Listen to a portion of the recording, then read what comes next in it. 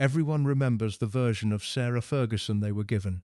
The loud one, the embarrassing one, the woman who couldn't keep her shoes on at formal dinners, couldn't keep her spending under control, couldn't keep her hands off men who weren't her husband. The tabloids ran out of unflattering angles eventually, so they started recycling them. Fergie the disaster, Fergie the joke, Fergie who got everything handed to her and threw it all away. That story has been told so many times it stopped being examined a long time ago. It became the kind of received truth that nobody bothers to verify because the evidence seems so obvious. The photographs exist. The debts existed. The divorce happened. What else is there to argue about? Quite a lot, as it turns out. Because when you stop looking at the moments, the scandals, the headlines, the photographs that ended her marriage, and start looking at the pattern, something shifts. The chaos starts to look less random. The decisions that appeared impulsive start to reveal a certain internal logic. The woman who seemed to be constantly losing starts to look, from a wider angle, like someone who kept finding ways to not lose entirely. Consider the actual facts of her life, stripped of the tabloid framing around them. She grew up in a household with serious money problems, dressed up in the appearance of social prestige. She watched her father spend decades navigating the royal family's inner circle on charm alone, with no significant independent wealth and no formal position, and she watched him survive in that world for years by being useful and entertaining and present. She watched her mother leave, not just leave her father, but leave England, leave her children, leave the entire structure of her life, for a man she met through the polo world, and then watched her mother build something entirely new in Argentina without apparent regret. By the time Sarah was a teenager, she had already absorbed two foundational lessons that most people spend their entire lives either learning or refusing to learn. The first was that social access is a form of capital, and it can be managed and spent and invested just like money, sometimes more reliably than money.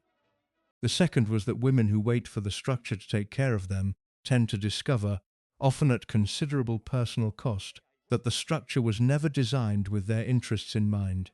She did not wait. She spent her 20s in a series of relationships with men who had money or connections or both. She worked in industries built entirely on image management, public relations, fine art, publishing, where the primary skill required was understanding what people wanted to see and making sure they saw it.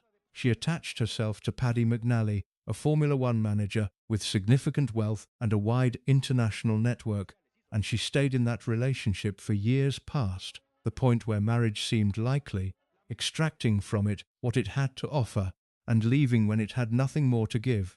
None of that looks like the behavior of a woman who didn't know what she was doing. Then she married Andrew, and the story the world was told was that she was the lucky one, the ordinary girl elevated by royal favor, the commoner who got to wear the tiara and live in the palace and be part of the most famous family on earth. The press positioned her as Diana's less polished friend, the fun one, the one who hadn't quite mastered the required dignity. The public largely agreed. She was beloved in the early years in the way that people love someone they feel slightly superior to. That positioning suited her perfectly. Underestimated people have room to move.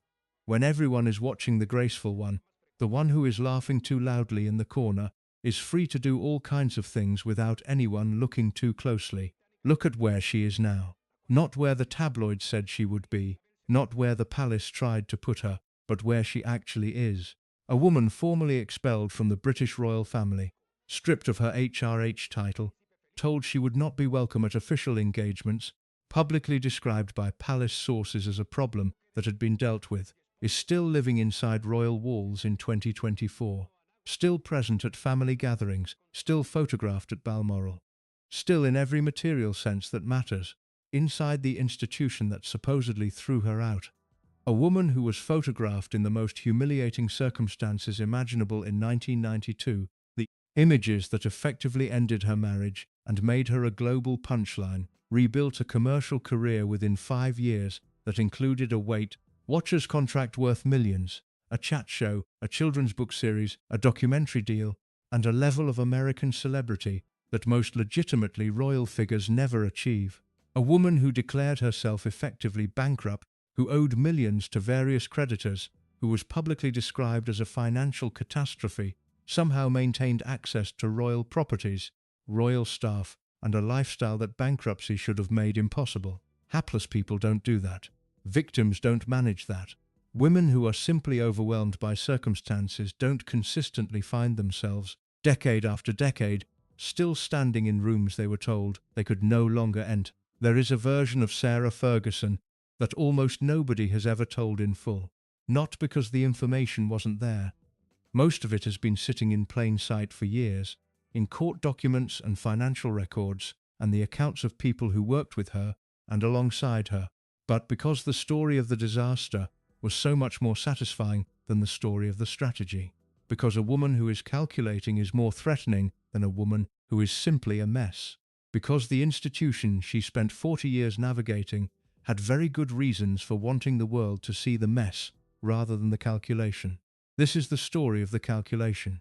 It starts earlier than you think, in a household where the performance of wealth was more reliable than wealth itself, with a father who taught her, by example rather than instruction, that the right room matters more than the right bank balance. It runs through a marriage that gave her everything she needed and nothing she actually wanted. It moves through scandals that looked like disasters and functioned, on closer examination, like controlled demolitions. And it ends, if it has ended, in a position that no rational observer in 1996 would have predicted for her. Still present, still relevant, still inside the walls. The question worth asking, the one this story is built around, is not what went wrong with Sarah Ferguson. The question is what she was actually doing all along. If you're enjoying this story so far, don't forget to hit the like button and subscribe. Drop a comment telling me where in the world you're watching from. I love hearing from you.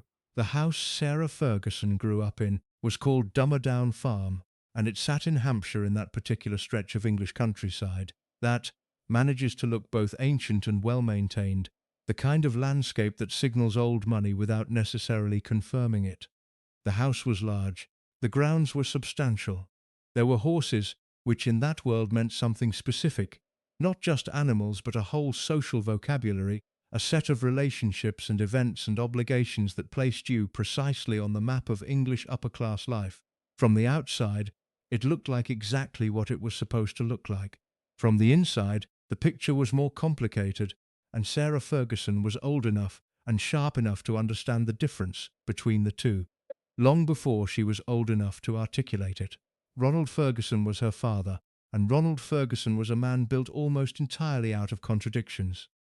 He was a major in the Life Guards, which gave him a military bearing and a set of connections that he wore like a second skin. He was physically imposing, charming in the easy, confident way of men who have never seriously doubted their right to be in any room they entered, and he had a gift for friendship that translated, in practical terms, into a social network of considerable reach and reliability.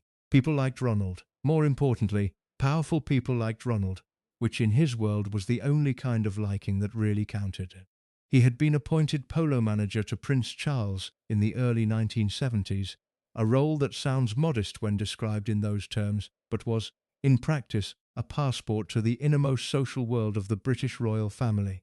Polo was not simply a sport in those circles. It was a gathering mechanism, a context in which the royal family relaxed in ways they rarely permitted themselves in public, where the formality that governed their official lives dropped enough to allow real relationships to form. Ronald Ferguson was inside that world, not as a member of the family, not as an aristocrat with independent standing, but as a useful, trusted, entertaining presence who had earned his place through competence at the sport and a social intelligence that kept him welcome year after year. The distinction matters. He was inside the world without being of it. His position depended entirely on his usefulness and his likability, and he knew it, and the knowledge of it shaped how he operated in ways that his daughter watched carefully over the course of her entire childhood.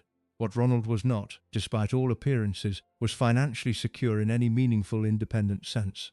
The farm, the horses, the social life, all of it required money that the Ferguson family did not reliably have in the quantities that lifestyle demanded. Ronald managed.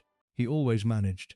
But managing in that context meant a constant low-level performance of solvency, a careful maintenance of appearances, a set of skills around making the surface look right even when the foundation was unsteady. Sarah absorbed this. She could not have failed to absorb it. A child growing up in a household where the social performance is more reliable than the finances learns, through daily observation, that image and reality are two separate things that can be managed independently of each other. She learned that people respond to the surface, that if the horses are there, if the right people are coming to dinner, if the name is the right name and the accent is the right accent, the actual state of the bank account is largely invisible to the social world you re-inhabiting. This is not a cynical lesson necessarily, it is simply accurate, and it was a lesson she would apply with considerable consistency for the next 40 years. Ronald's polo world was also, in ways that would prove structurally important to Sarah's entire life, the world in which her parents' marriage ended. Susan Wright had married Ronald in 1956. She was the daughter of a wealthy businessman, which brought some actual money into the match, and by the early accounts of people who knew them both, she was bright, socially confident, and entirely capable of holding her own in the world Ronald inhabited. They had two daughters, Jane, born in 1957, and Sarah, born in 1959. The family lived the life that Ronald's connections and Susan's background made possible. Hampshire, horses, the right schools, the right events. What Susan also had, as it turned out, was a limit to how much of Ronald's particular version of that life she was willing to accept. Ronald's gambling was not occasional. His attention to other women was not discreet. The specific texture of his personal failings, the kind that a man of his charm and social confidence tends to develop when nobody in his world had any particular incentive to check them, became, over time, something that Susan found intolerable. In 1974, when Sarah was 13 years old, Susan left. She did not simply leave Ronald. She left England. She went to Argentina with a man named Hector Barrantes, an Argentine polo player she had met through the same circuit that had defined her marriage, and she rebuilt her entire life there. The Barrantes ranch in Argentina became her world. She married Hector. She learned to manage the estancia. She became, by all accounts, genuinely happy in a way that her life with Ronald had not made her. She did not take her daughters with her. Jane and Sarah stayed in England with Ronald. Susan came back to visit. Letters were exchanged. The relationship between mother and daughters was maintained across the distance, and it was not, by the testimony of people who knew the family, entirely cold or absent, but the primary fact of Sarah's adolescence, the central emotional reality of her teenage years, was that her mother had chosen to leave and had built something new and better for herself somewhere else. The specific dynamics of that departure, the way it happened, the world it happened through, the kind of man her mother had left for, lodged themselves in Sarah's understanding of how the world worked in ways that show up with striking consistency throughout her adult life. Her mother had been in a social world defined by men with access and money and a certain kind of glamour. She had identified, within that world, someone who could give her something different, something better, something that her existing life couldn't provide. She had acted on that identification with considerable decisiveness, regardless of the social cost, regardless of the domestic disruption, regardless of what anyone thought, and she had been right. The life she built in Argentina was, by most measures, a better one than the life she had left behind. Sarah was 13 when she watched this happen. She was observant and intelligent, and she was watching from inside a household that was, in the wake of her mother's departure, held together primarily by Ronald's charm and the social world that charm gave them access to. The lessons available from that observation were not subtle. Ronald did not fall apart after Susan left. He was not that kind of man. He continued to operate. The polo, the Prince Charles connection, the Hampshire life, and he continued, as far as his daughters were concerned, to be a present and reasonably engaged father, which in that world and in that era meant something somewhat different from what it might mean now. He was there. He kept the structure functioning. He brought the girls to events, kept them embedded in the social world that their surname and his connections made available to them. He also, fairly quickly, developed a serious relationship with a woman named Susan Deptford, whom he would eventually marry in 1976. Sarah and Jane gained a stepmother. The household reconstituted itself. Life continued in the form that Ronald's life always took, performing stability while managing the gap between appearance and reality. What Ronald also continued to do, throughout Sarah's childhood and adolescence and into her adulthood, was gamble and chase women with a consistency that suggested genuine compulsion rather than simple weakness. His membership at Wigmore Club, a London massage parlour, would eventually become public knowledge in a 1988 News of the World exposé that caused considerable damage, not just to Ronald's reputation but to Sarah's, who by that point was the Duchess of York and had no interest in her father's sexual adventures becoming national news. But that was later. When Sarah was growing up, Ronald's failings were simply the weather, the background condition of the household, understood and managed and not discussed. His children understood implicitly that Ronald required a certain amount of managing, that his instincts were not always reliable, that the surface he presented to the world was curated rather than accurate. This is another thing that children in those households learn that most children don't. How to manage a parent, how to love someone while simultaneously understanding their weaknesses clearly enough to work around them, how to present the version of the family situation that the outside world requires while holding the more complicated reality internally. Sarah was good at this. She was, by various accounts, the more outwardly cheerful of the two Ferguson daughters. Jane was quieter, more contained, and her outward cheerfulness was genuine enough in its way, while also functioning as a management tool, a way of keeping the emotional temperature of a household that had reasons to be unhappy from becoming actually unhappy. The performance of fineness is a specific skill. It requires constant calibration. It requires reading other people's emotional states accurately and responding to them in ways that maintain the atmosphere you need rather than the atmosphere that honesty might create.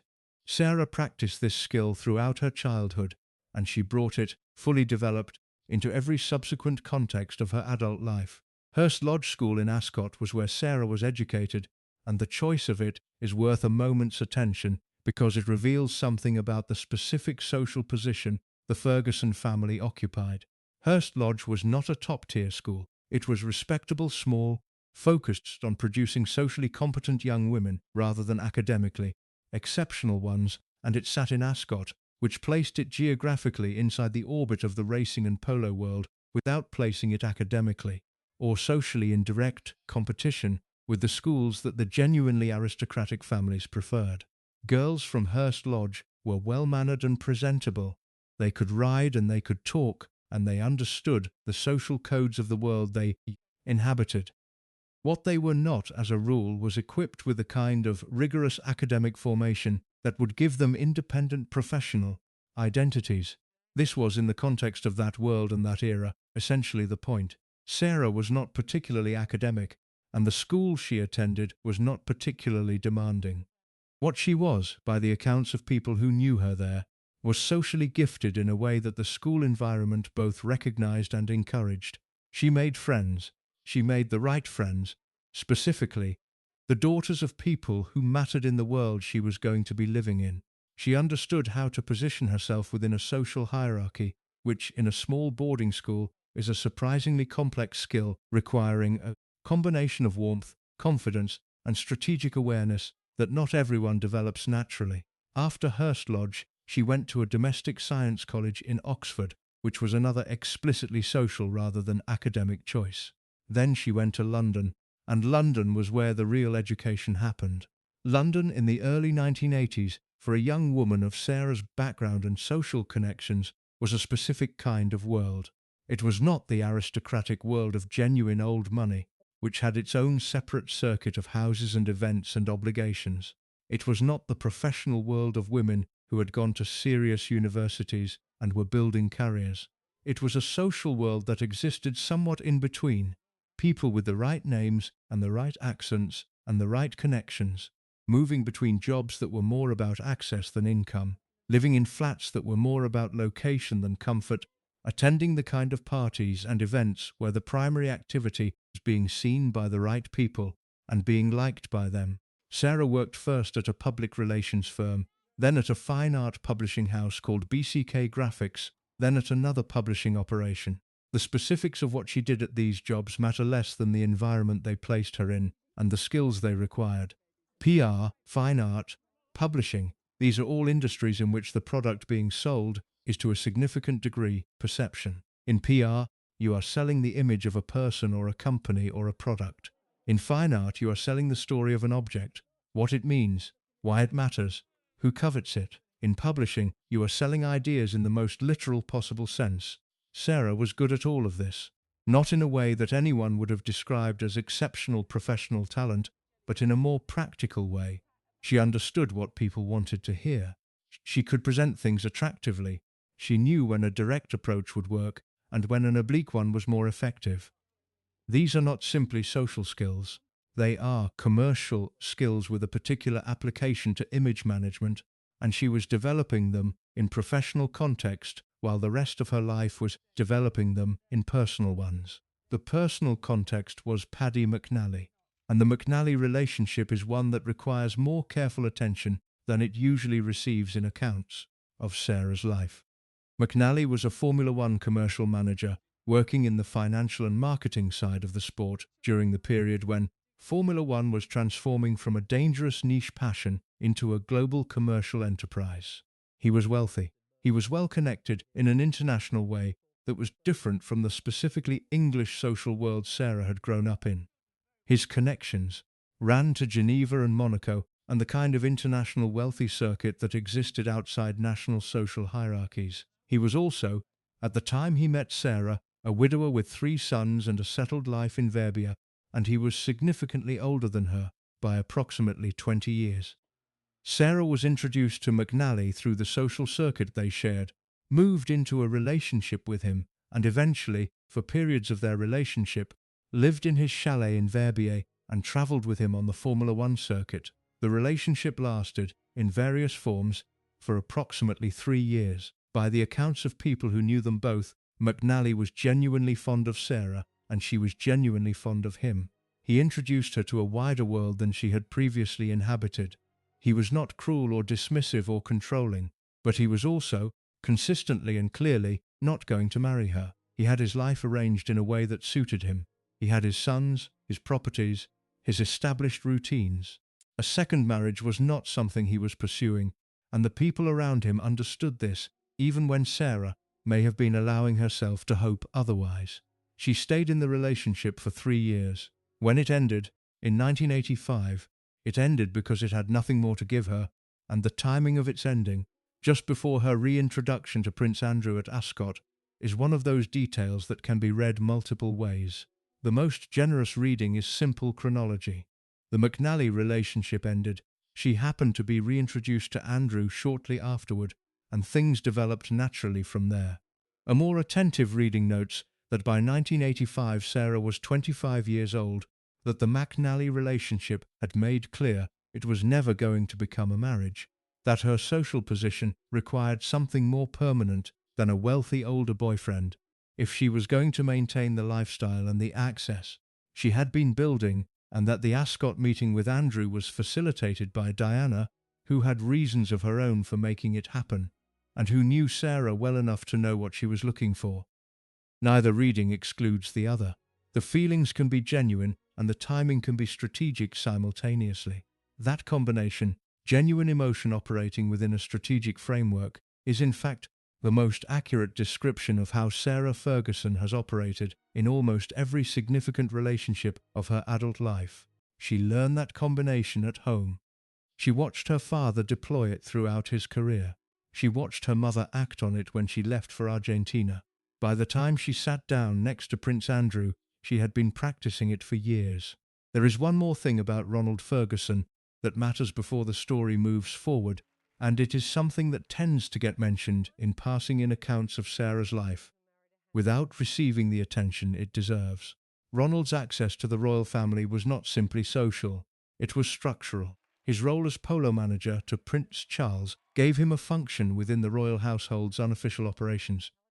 He was a trusted figure, someone who had demonstrated loyalty and discretion over many years, someone who understood the difference between what happened inside those circles and what was said about it outside. He was, in the language of those environments, a safe pair of hands. This meant that Sarah did not grow up knowing about the royal family from the outside, the way most people do. from photographs and official engagements, and the carefully managed public presentation of monarchy. She grew up knowing about them from the inside, or as close to the inside as a non-family member could get. She knew which stories were true and which were managed. She knew what the people were actually like, as opposed to what they were presented as being like. She knew the codes and the hierarchies and the informal power structures that existed beneath the official ones. When she married Andrew and entered the institution officially, she was not arriving as an outsider, learning a new culture. She was arriving as someone who had been studying that culture for 26 years, and who had a reasonably clear map of how it actually worked. That is not a small advantage. In an institution that uses confusion and opacity as control mechanisms, arriving with the map already in your head is a form of power that is very difficult to take away from someone. Nobody at the palace in 1986 appears to have fully reckoned with that. The story of how Sarah Ferguson became the Duchess of York has been told primarily as a love story, which is the version that served the most people at the time and has therefore survived as the default account. Andrew fell for her immediately. She made him laugh. The Queen approved. The wedding happened. Love conquered all, or at least conquered enough. What that version omits is the degree to which the path from Ascot in June 1985 to Westminster Abbey in July 1986 was navigated with a precision that casual romance rarely produces. The obstacles were real. The competition was real. The institutional resistance, not to Sarah specifically, but to any woman who might disrupt the careful social equilibrium the palace maintained around its younger princes, was real. Getting from the royal box at Ascot to the altar at Westminster Abbey in 13 months required more than charm and good chemistry.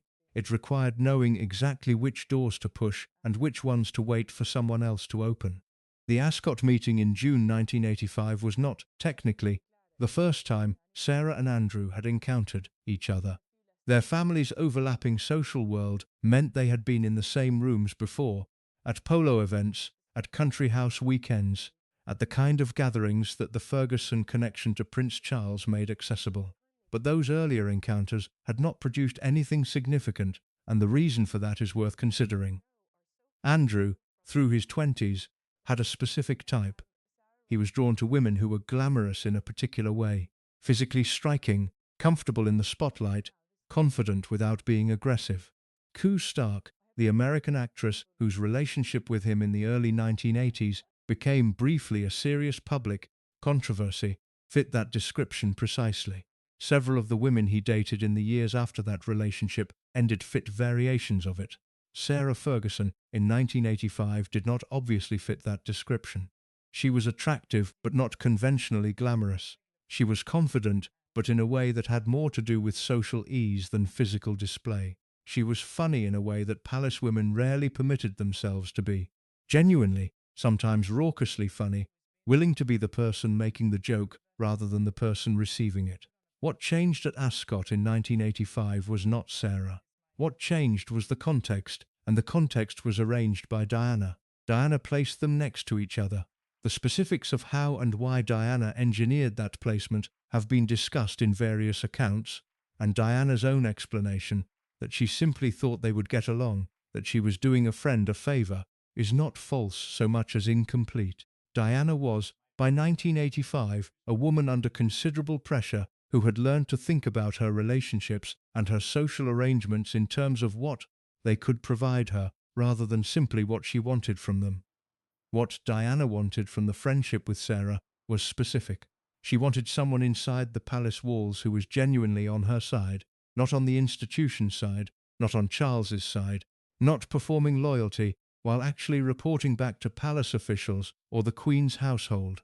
Someone whose primary emotional allegiance was to Diana herself. Sarah, who had known Diana since childhood and who had demonstrated through years of friendship a capacity for genuine loyalty, fit that requirement. By bringing Sarah into Andrew's orbit, Diana was not simply playing matchmaker.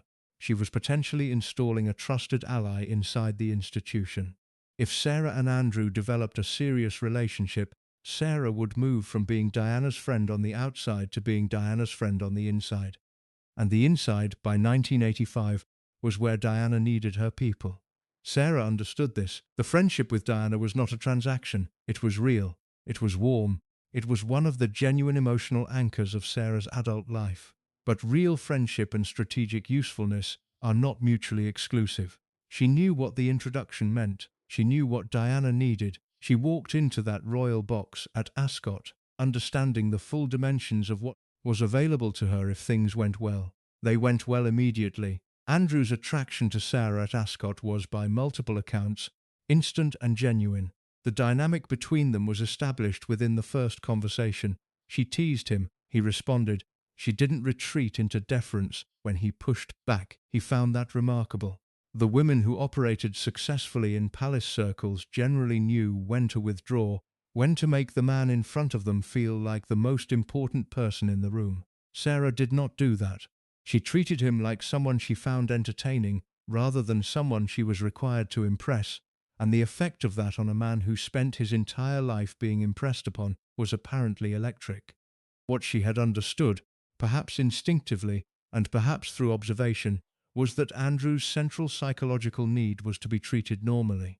He was the second son, which in the family hierarchy meant he occupied a position that was prestigious enough to attract a certain kind of calculated attention, while not being important enough to attract the full institutional weight of management that surrounded Charles. He was not going to be king. He was not the heir. He was the one who was expected to be royal without the compensating significance of the succession. That position produced a specific kind of loneliness. The people around him were always aware of what he was. The women he dated were always, at some level, dating the title along with the man.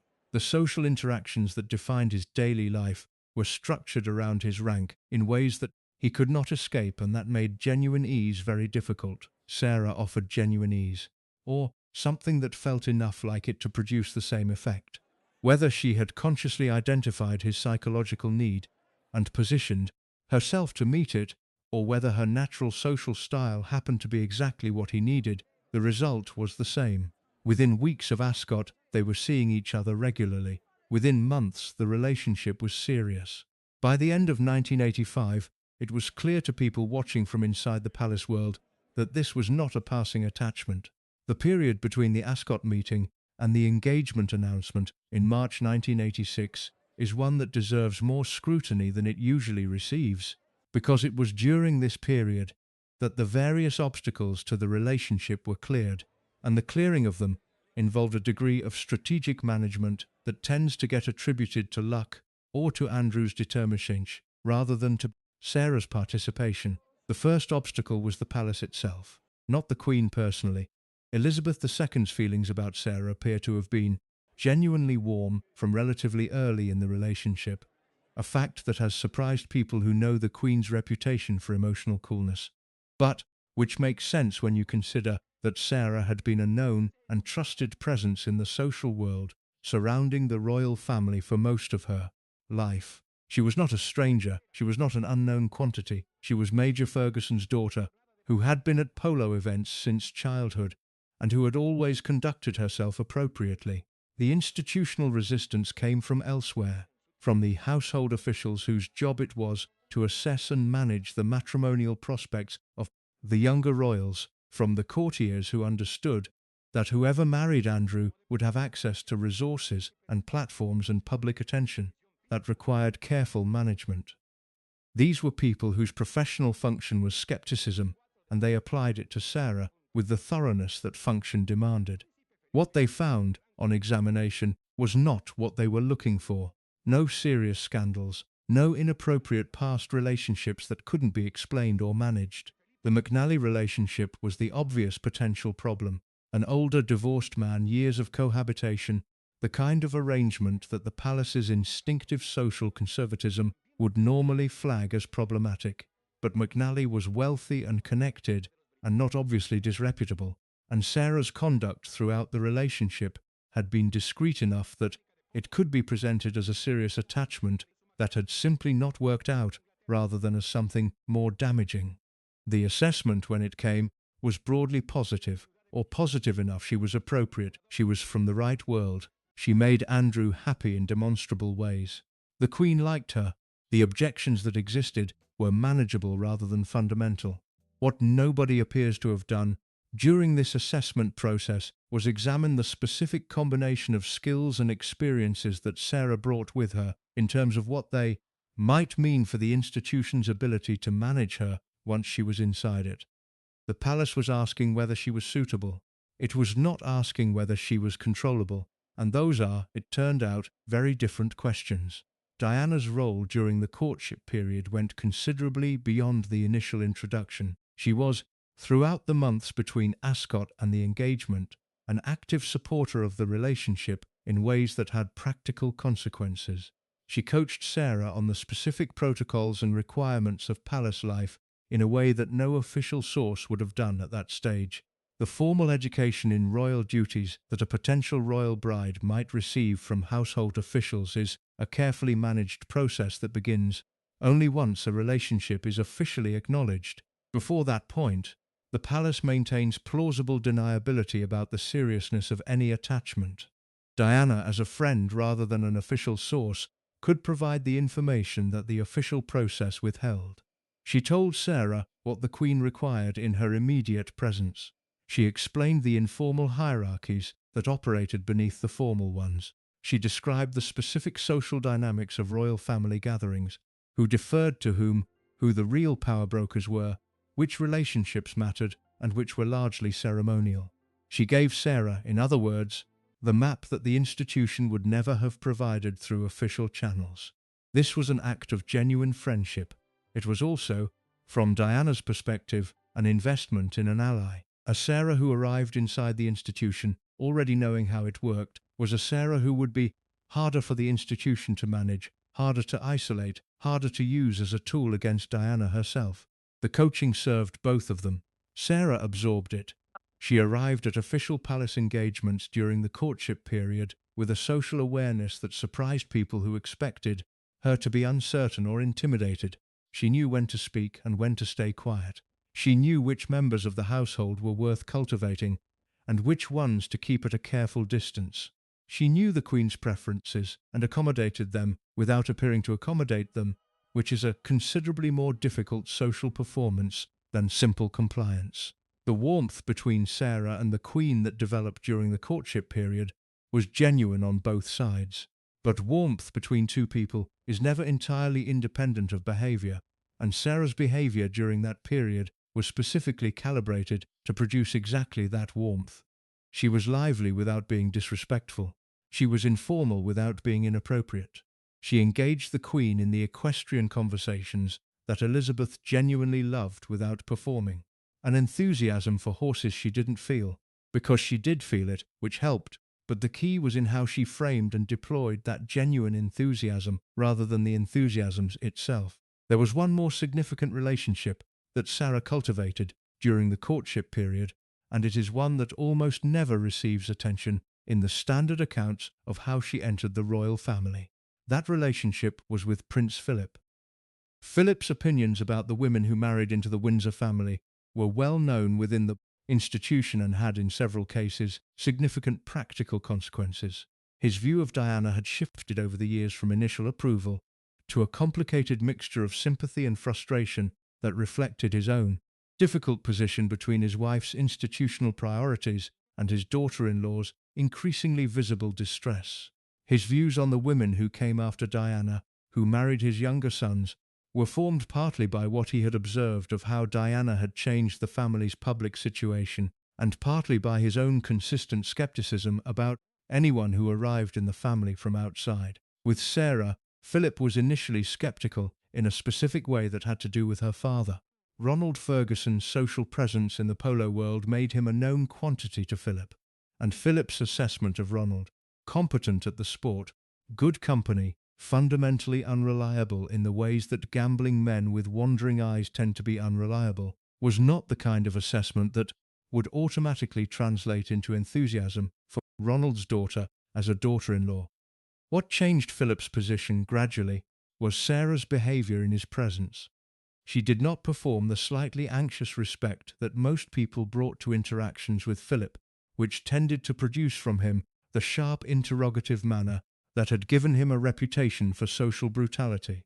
She treated him with a combination of genuine respect and light irreverence that Philip, who was fundamentally bored by deference, found disarming.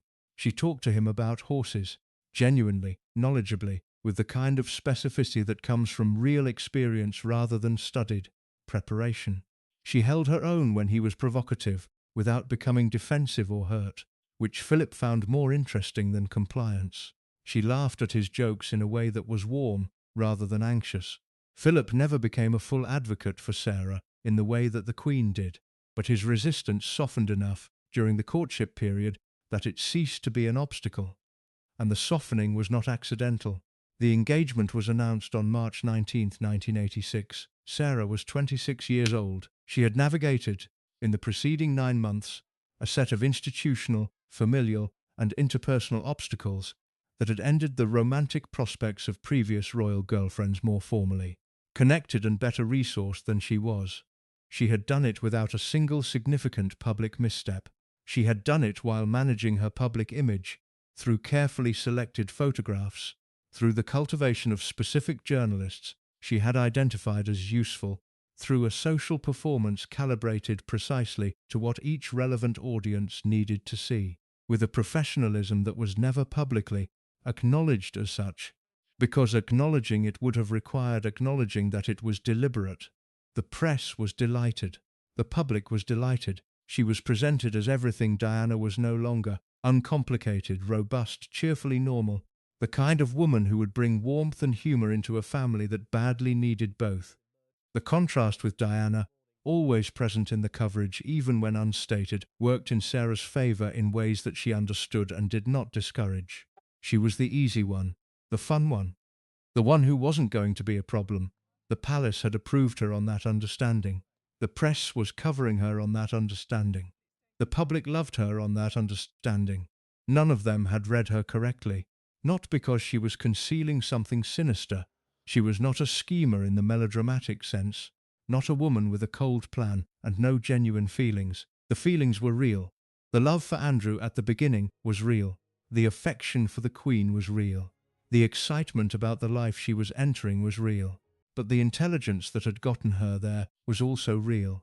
And the intelligence had its own agenda, one that ran alongside the emotional reality, rather than being replaced by it. She had gotten inside the walls she had been circling, in various ways, her entire life. She had gotten there by being underestimated at every significant juncture, by the palace officials who assessed her and found her appropriate rather than formidable, by the press who found her refreshing rather than strategic, by the public who found her relatable rather than calculating. She would continue to be underestimated for the next 4 decades. She would also continue, throughout those decades, to find ways to make that underestimation work for her.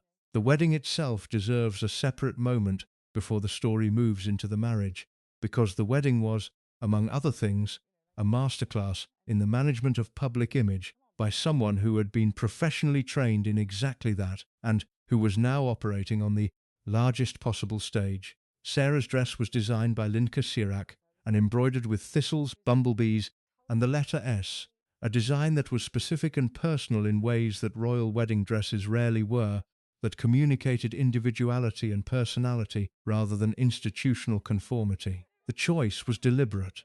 Diana's dress had been the ultimate expression of fairy tale romance, enormous, historically significant, designed to produce a single overwhelming image. Sarah's dress was warmer, more personal, designed to produce the impression of a woman who was bringing herself to the occasion rather than being consumed by it. The effect worked. The coverage of the dress focused almost universally on how it reflected Sarah's personality, on how it was warm and a little unconventional and characterful. Nobody wrote about the degree to which those qualities had been engineered into the fabric. The ceremony was at Westminster Abbey on July 23, 1986. Andrew was made Duke of York on the morning of the wedding, which meant that Sarah became Her Royal Highness the Duchess of York the moment the ceremony was complete. The title was real. The money that came with it was real. Andrew's civil list allowance increased substantially upon marriage, and the couple was given Sunning Hill Park in Berkshire, which became their official residence. She had what she had come for. The marriage that followed was, in its early period, apparently genuine. The affection was real. The humour between them was real. The problem was not that the marriage was a performance from the beginning. It was not. The problem was that the marriage, as the years went on, turned out to be insufficient for what Sarah needed, and insufficient in ways that had everything to do with the specific nature of what she had wanted from it. She had wanted access. She had wanted security. She had wanted a platform. She had wanted the title and the position and the legitimacy that came with being inside the institution. She got all of those things.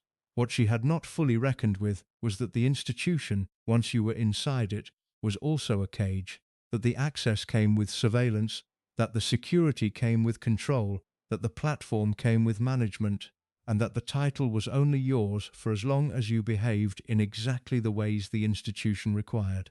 She had been calculating her way into a system that turned out to be calculating right back. The collision between those two forms of calculation would take several years to become fully visible. When it did, it would produce some of the most watched scandals of the 1990s. The morning of July 23, 1986, began with a piece of institutional choreography that most people watching the coverage that day either didn't notice, didn't think about. Before the wedding ceremony took place, before Sarah Ferguson walked down the aisle of Westminster Abbey, before any of the public ritual of the day began, the Queen signed the letters patent that created Andrew the Duke of York. The timing was not ceremonial accident, it was deliberate sequencing. Andrew needed the dukedom before the wedding so that Sarah would become a duchess at the moment of marriage rather than simply a princess. The distinction carried weight. A duchess outranked a princess of the blood in certain formal contexts, and the York title specifically carried historical significance that a generic princess designation would not have provided. The palace understood titles as instruments of position, and the instrument Sarah was being given was a carefully chosen one. She became, at the moment the ceremony concluded, Her Royal Highness the Duchess of York. 4 words that opened specific doors, closed others, and fundamentally altered the material conditions of her life in ways that went considerably beyond the social prestige the title carried. Understanding what the marriage actually brought her requires looking at those material conditions carefully, because the standard account of Sarah's royal years focuses almost entirely on the glamour and the scandal while paying almost no attention to the specific financial and institutional architecture that the marriage put in place. That architecture is where the real story lives. The Civil List, in 1986, was the mechanism by which the British state funded the working members of the royal family. It was not a salary in any conventional sense. It was a set of allowances calculated against the official duties the recipients were expected to perform, structured in ways that made the money available for specific purposes while maintaining the fiction that the royals were public servants, rather than beneficiaries of state largesse. Andrew's Civil List allowance before the marriage was £50,000 per year. After the marriage, as a married working royal with a household to maintain, it increased to £249,000 per year. The increase was not presented as a pay rise for Andrew. It was presented as the cost of maintaining the institution at the level required, of funding the additional staff and properties and official functions that a married Duke of York was expected to generate. In practice, it meant that Sarah's arrival in the marriage came with a more than 5-fold increase in the couple's official income overnight. Beyond the Civil List, the marriage brought Sunninghill Park, a property in Berkshire near Windsor, that the Queen gave the couple as their official residence. The house that eventually stood there, nicknamed South York by the press, in a reference to the American soap opera that the architectural style apparently evoked, was built to specifications that Sarah had significant input into. It had indoor and outdoor swimming pools. It had extensive staff quarters. It had the kind of infrastructure that made hosting on a significant scale not just possible but expected. The cost of building Sunninghill Park and subsequently maintaining it was largely covered by public funds and by the financial architecture of the royal household rather than by Andrew and Sarah's personal income. This is a distinction that matters enormously in the context of the spending habits Sarah developed during the marriage, because the popular narrative about her financial recklessness assumes she was spending her own money carelessly, when the more accurate description is that she was operating within a system in which the line between personal spending and institutional funding was deliberately blurred, and in which the habits of expenditure that the system encouraged during the good years became catastrophic liabilities when the system withdrew its support. She did not create that system. She entered it, learned its logic, and used it. When it turned on her, she was left holding debts that the system had implicitly encouraged her to run up. The title itself, separate from the money, was a form of access that operated on multiple levels simultaneously, and Sarah understood those levels with a clarity that she has rarely been given credit for. At the most basic level, HRH, the Duchess of York, was a credential that opened rooms, not just the obvious rooms, state dinners, official receptions, the formal architecture of royal life, but the less obvious ones that mattered more in practical terms. The rooms where wealthy people made decisions about which charities to support and which public figures to associate with and which commercial arrangements to enter into. The rooms where media proprietors and television executives decided which stories were worth pursuing and which public figures were worth covering. The rooms where the simple fact of a title created a presumption of legitimacy that would take years of independent achievement to build from scratch.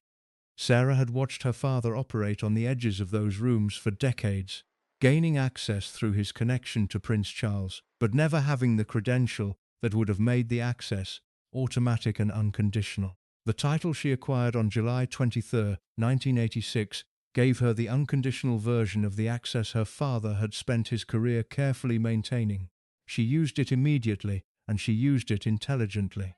Within months of the wedding, she was developing a public profile that operated somewhat independently of her role as Andrew's wife, attending events on her own, developing relationships with figures in media and business and charity that were hers rather than the institution's. She became patron of several charities. She developed a particular association with children's causes that gave her a public identity that was warm and accessible without being threatening.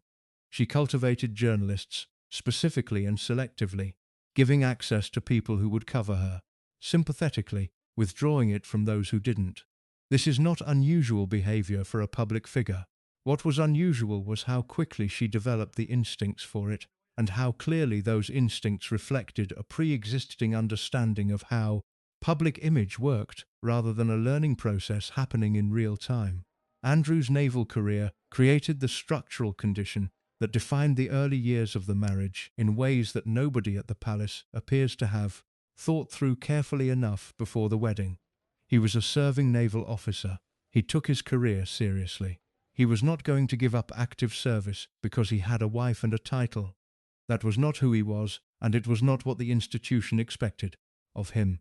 The Queen's own marriage to Philip had been premised on exactly the same dynamic in reverse, with Philip giving up a promising naval career for the constraints of royal life, and the bitterness that sacrifice had generated in Philip was a known and painful part of family history. Andrew was not going to repeat his father's experience, which meant that Sarah, within months of the wedding, was spending significant periods alone. Andrew's deployments took him away for weeks and sometimes months at a time. The official royal life she had signed up for, the joint engagements, the formal appearances as a couple, the public narrative of the Duke and Duchess of York representing the institution together, was available only intermittently, structured around his leave periods rather than around a stable domestic routine. What she was left with, in his absence, was the title and the access it provided, the spending power that the civil list and the institutional infrastructure made available, and a social freedom that a serving naval officer's wife occupied in ways that were entirely unmonitored for extended periods. She was also left with an institutional role that had no real content beyond what she created for it.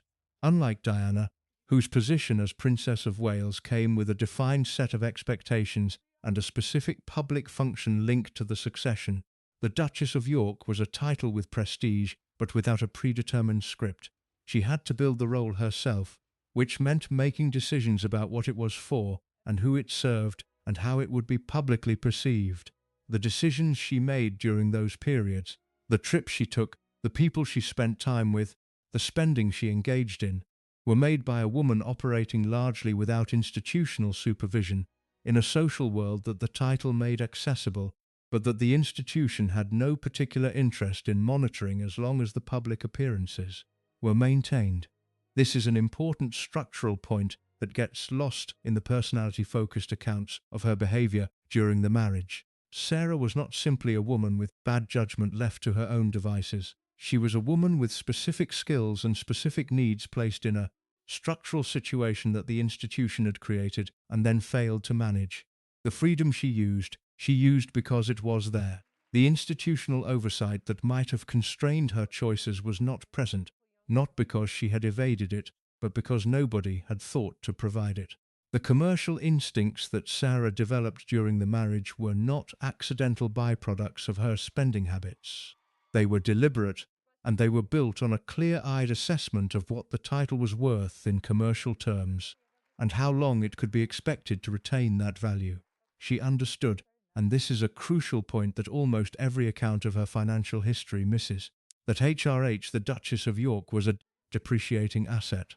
The title's commercial value was highest in the early years of the marriage, when public enthusiasm was at its peak and the credential was fresh, and the novelty of her presence in the royal family had not yet been complicated by scandal. Over time, and especially as her relationship with Andrew became publicly strained and the tabloid coverage shifted from celebration to mockery, the value of the title in commercial terms would diminish. She had a window, she used it. The children's books, the Budgie the Little Helicopter series, which she began writing in the late 1980s, are typically presented as a hobby, a charming side project. They were not. They were a commercial operation built on the platform the title provided, generating income and establishing a creative identity that was hers rather than the institution's. The books sold well, partly on their own merits, and partly because the author was the Duchess of York, and the income they generated was income she controlled independently of Andrew and independently of the civil list. She also, during this period, began developing relationships with American media and American commercial interests that would become the foundation of her post-divorce commercial life. The American appetite for British royalty was, in the late 1980s, enormous and relatively unsophisticated in the sense that Americans made fewer distinctions between the different levels of royal proximity than the British audience did. To an American audience, the Duchess of York was straightforwardly royal. The title was sufficient. The nuances of succession and ranking that made her position institutionally secondary to Diana were largely irrelevant. This meant that the American market was one in which Sarah's title retained value for longer than the British market, where the tabloid coverage had been steadily eroding the public goodwill she had enjoyed at the beginning of the marriage. She had identified this differential early and was cultivating American relationships accordingly. The relationships she built with American television executives, American publishers, and American charitable organizations during the late 1980s were not random social connections. They were infrastructure. They were the foundations of the commercial life she was already, at some level, preparing for. The charitable work she took on during the marriage requires the same kind of re-examination that her commercial activities demand, because the standard account presents the charity work as simply the thing you do when you're a royal, the expected public service component of the role, when in fact it was considerably more strategic than that. Sarah became president and patron of a specific set of organizations, and the selection of those organizations was not random. She focused on children's charities, on literacy causes, and on organizations connected to health and disadvantage that had both genuine need and significant public profile. She also developed a particular focus on causes with international reach, especially in America, which extended her commercial and media relationships across borders in ways that pure domestic charity work would not have done. She was genuinely committed to some of this work. The literacy cause in particular became something she invested real energy in, not just attendance at events and lending of her name, but actual engagement with programs and policy. The commitment was real, but the choice of which causes to commit to was strategic, and the two things, real commitment and strategic selection, operated simultaneously in ways that reflected her consistent approach to managing the relationship between genuine feeling and practical advantage. The charitable associations also gave her relationships with donors and philanthropists and business figures that were independent of Andrew, independent of the palace. These were her relationships, built on her work, responsive to her engagement rather than to her institutional position. They were, in other words, the kind of relationships that would survive a divorce in ways that purely palace-derived connections would not. She was building that survival infrastructure throughout the marriage, not because she knew the marriage was going to end. In the early years, she almost certainly didn't, but because her fundamental disposition was to build independence within any structure she inhabited, to never allow her position to become so entirely dependent on any single relationship or institution that the loss of that relationship or institution would leave her with nothing. This disposition had been formed in childhood, in a household where the structure was always somewhat less stable than it appeared. It had been reinforced through her 20s, through a series of relationships in which she had been careful to maintain her own social network and her own commercial activity, rather than subsuming herself entirely into the man she was with. It was simply who she was, and it played out in the marriage with the same consistency it had played out everywhere else. The public's love affair with Sarah in the first years of the marriage was real, and it was built on qualities that were genuinely hers. She was funny, she was warm, she was physically confident in ways that translated well to public appearances. She hugged people, she got down on the floor with children at hospital visits, she laughed in public with the full-body ease of someone who had never been trained to suppress her responses. The contrast with Diana was always present in the coverage, even when journalists avoided making it explicit. Diana was increasingly fragile, increasingly beautiful in a way that carried visible suffering, increasingly the subject of public concern that was indistinguishable from obsession. Sarah was robust and cheerful and apparently untroubled, and the relief the public felt about that was enormous and genuine. What the contrast obscured was the degree to which Sarah was managing her public presentation as deliberately as Diana was managing hers, simply through different techniques. Diana managed through vulnerability, the downcast eyes, the careful emotional revelations, the performance of suffering that invited protection. Sarah managed through warmth and humor, the laugh that said she wasn't taking any of this too seriously, the self-deprecation that said she didn't think she was better than anyone, the physical openness that said she had nothing to hide. Both techniques were performances. Both were built on genuine qualities. Both were calibrated for effect. The difference was that Diana's performance was increasingly recognized as a performance as the 1980s went on, while Sarah's was not. Sarah's technique was more durable in the short term because it didn't carry the fragility that made Diana's presentation so visible as a construction. A woman who seems unbothered is harder to read as performing than a woman whose suffering is so evident that it raises questions about what is being managed and why. The unbothered quality had been Sarah's greatest social asset since childhood. It was her armor and her cover simultaneously. It let her move through situations that should have been difficult without attracting the kind of scrutiny that difficulty usually generates, and it kept working in the public context until the situation became so extreme that no amount of apparent unbotheredness could contain the story. The marriage to Andrew gave Sarah Ferguson 4 specific things, and it is worth being precise about what they were, because the precision matters for understanding what came afterward.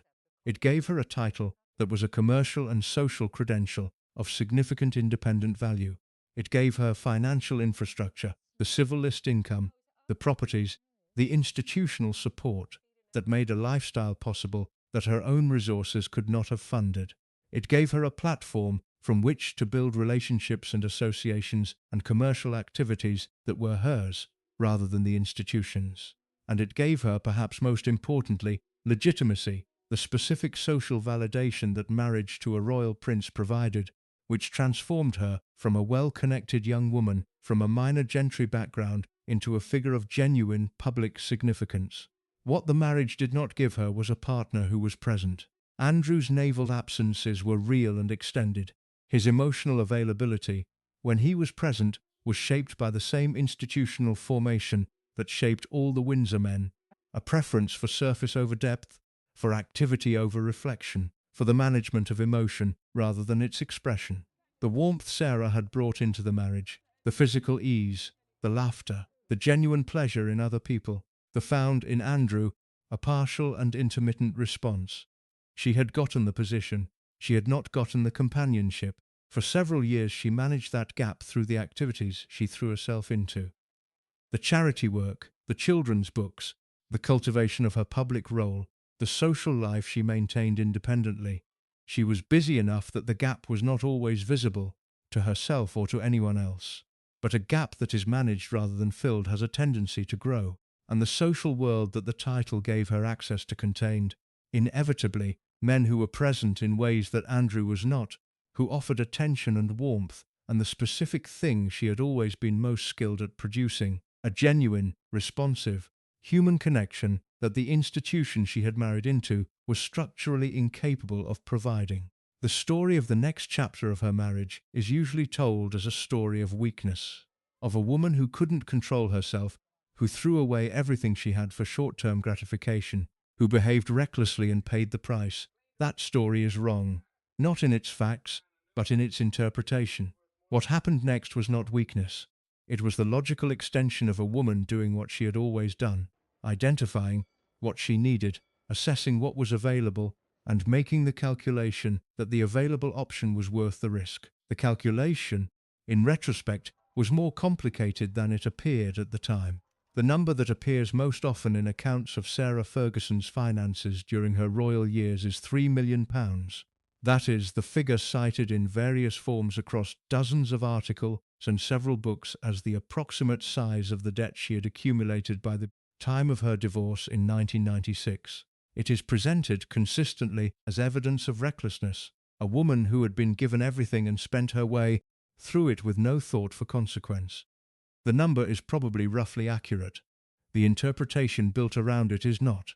To understand what actually happened with Sarah Ferguson's money during the years of her marriage, you have to understand the specific financial architecture of royal life in the 1980s and early 1990s, because that architecture made certain kinds of spending not just possible but structurally encouraged, and it made the transition from institutionally supported royal to financially independent private person one of the most economically brutal experiences available to anyone operating in that world. She did not simply spend too much.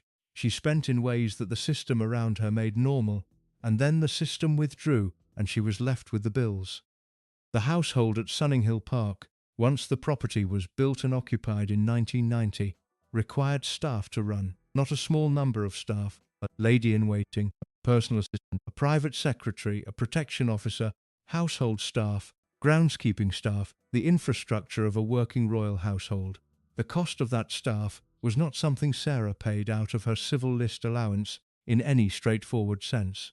It was distributed across the financial architecture of the royal household in ways that were opaque even to the people inside them, with some costs absorbed by the palace, some by the government, some by the Duke of York's own allocation, and some falling to Sarah directly in ways that were not always clearly specified in advance. This opacity was not accidental.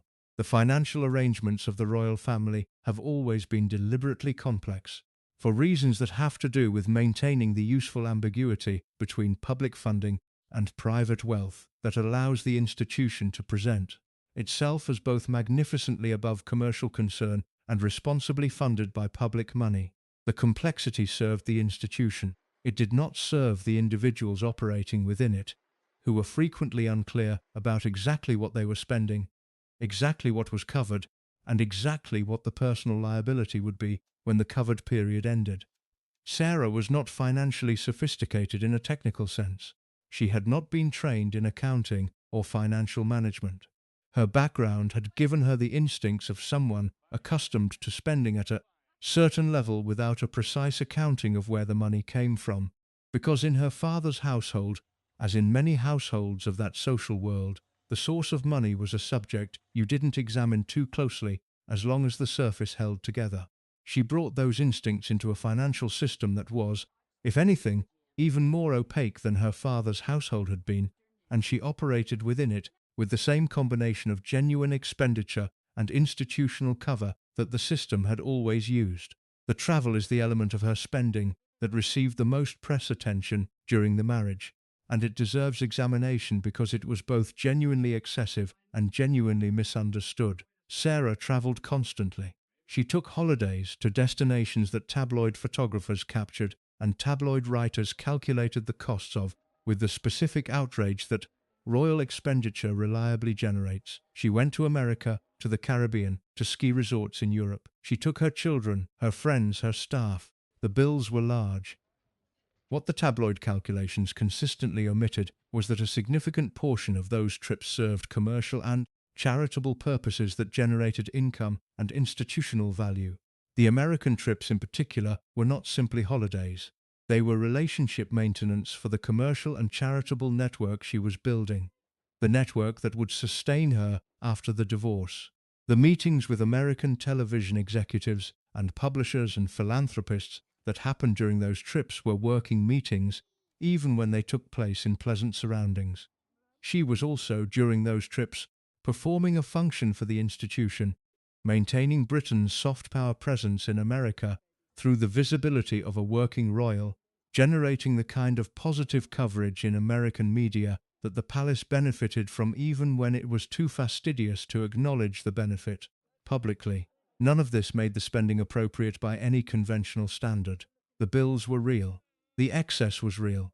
But the picture of a woman simply burning through money on personal pleasure is inaccurate in ways that matter, because they matter for understanding the decision-making behind the spending.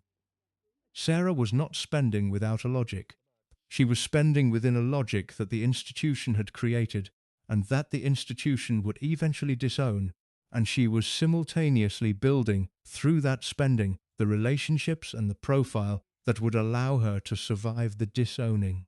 The commercial relationships she developed during the marriage were the most strategically significant financial activity of her royal years, and they have received the least analytical attention because they are less dramatic than the debt story and less satisfying than the recklessness narrative. The budgie books came first.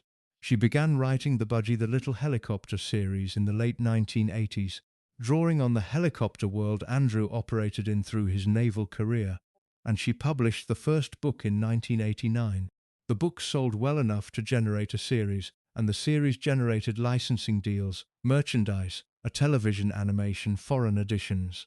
The income was real, though not transformative. More significant than the direct income from the books was what the books established. A Sarah Ferguson, who was a creative person with commercial output that was hers, independent of the title, capable of surviving the title's withdrawal. The books created an author identity that sat alongside the Duchess identity, and that could, in principle, outlast it. She was also, throughout the early 1990s, actively pursuing deals that used the title more directly.